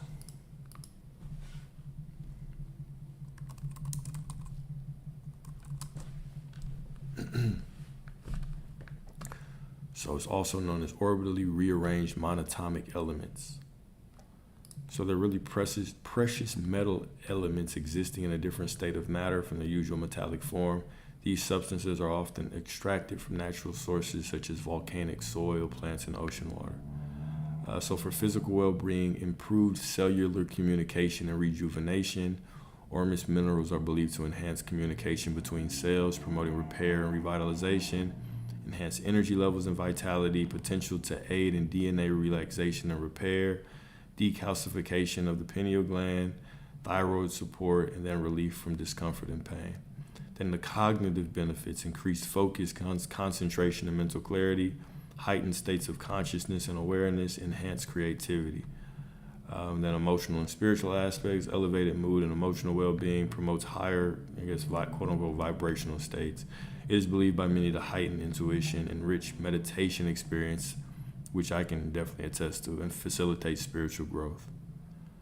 So, Ormus, Ormus. I think it's on my Amazon shop. I think it's on my storefront. Let's look.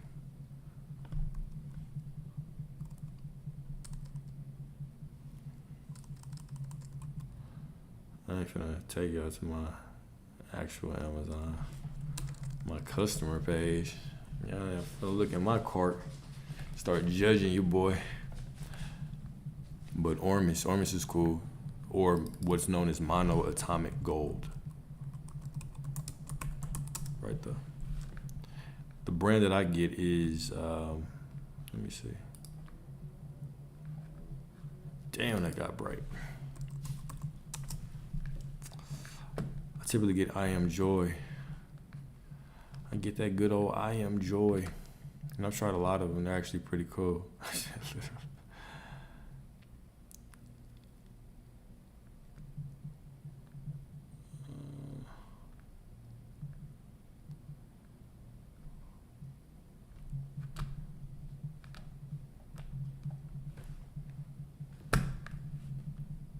Shouldn't it say like buy again on it if you bought it before? Oh, it does say it. Purchase 6 times, purchase 3 times, purchase 6 times, purchase 3 times. Right there. So I'm a fan of the Ormus. I was about to say, I know I've gotten this one. This one I purchased too. This one I purchased. That's funny. Fucking snitching. So I got this one. This one is interesting. It comes in this black bag right here. In this black bag, you have to keep it in it because it basically protects it, because you don't want your Ormus to get too close to like a microwave or anything that emits a signal like a cell phone or something, because it can impact the minerals in it. So it comes in this cool bag to prevent it from getting exposed to them. And then I do. So chlorophyll does have like an earthy flavor. I wouldn't even say minty. I guess it is like a minty and earthy. Now that I think about it, it is a kind of minty earthy. And then black seed oil. So I've taken black seed oil a little bit, but don't really live by it. But what is the statement? Didn't Muhammad, the Prophet Muhammad, he said, black seed is a cure of everything but death. Right? So black seed oil is another.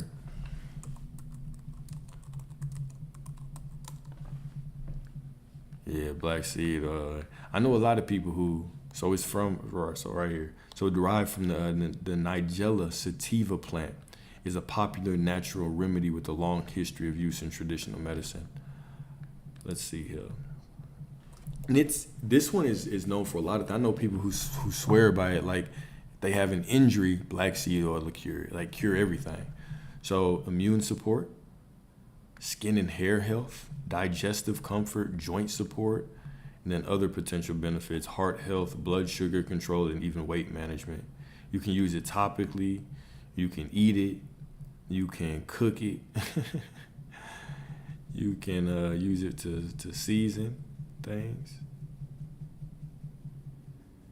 It has anti-cancer properties, I believe, as well. Shit. So they have anti-inflammatory and antibacterial properties that could help with conditions like psoriasis, asthma, hair loss, and acne. But more research is needed, of course. They always say, well, more research is needed.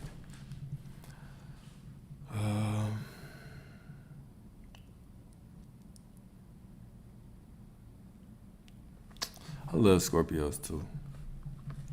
Let me join the conversation. I love Scorpios too. Supports a few of its medicinal properties, primarily due to the seed's high content of antioxidants. Yeah. So black seed oil, that's another banger. I know a lot of people do live and die by sea moss, and they live and die by black seed oil.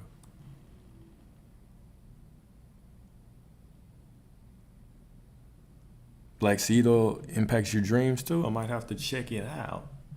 Anything that, once y'all say dreams, I'm all in. When y'all say dreams, I'm all in. It's gonna make you dream more. It's gonna be, it's gonna do something for your consciousness. I'm all in.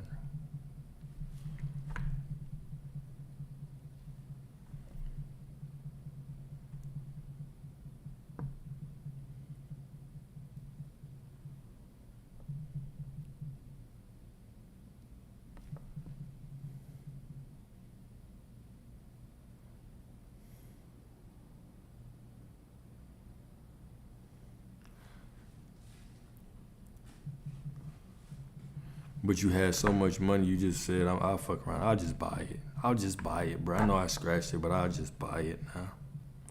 I got you. Here we go. What was that? No, we as Christians receive Jesus in the Holy Mass at the Catholic Church. Yes,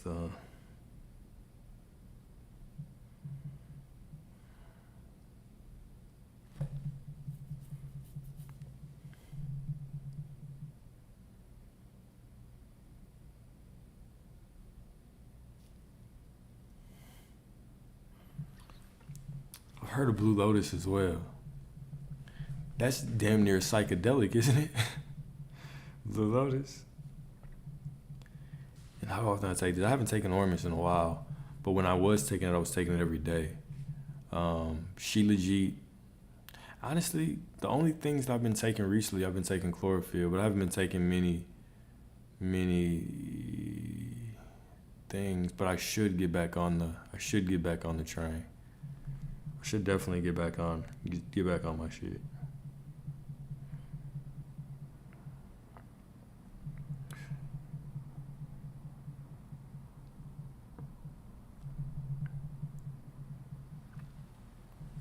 Ooh, hey.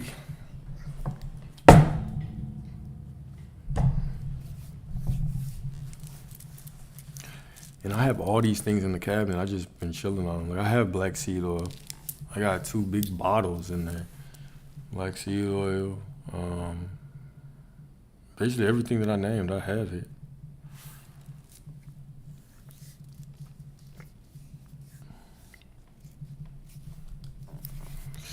But your boy is ready to go to sleep. And I appreciate y'all tonight, man. Appreciate this space. I appreciate us growing together. But I'm about to wrap it up now. All right. You know, if y'all want to stay and talk to each other, no, I can't do that. But, you know, if y'all want to DM each other, y'all can do that. But I appreciate y'all's time. I see you all as prosperous, as perfect, as divine. Everything is working out perfectly for all of you. Okay, remember that. Know that. Claim that. If you don't feel worthy, if you don't feel love, it's okay because I see you as that way anyway. So I know it must be true. And then also remember, it's not about what you feel, it's about what you say. You are everything that you desire and deserve to be because you say it. Okay? Say the word. Y'all have a beautiful evening, and I will talk to y'all soon. Okay? Talk to y'all again tomorrow.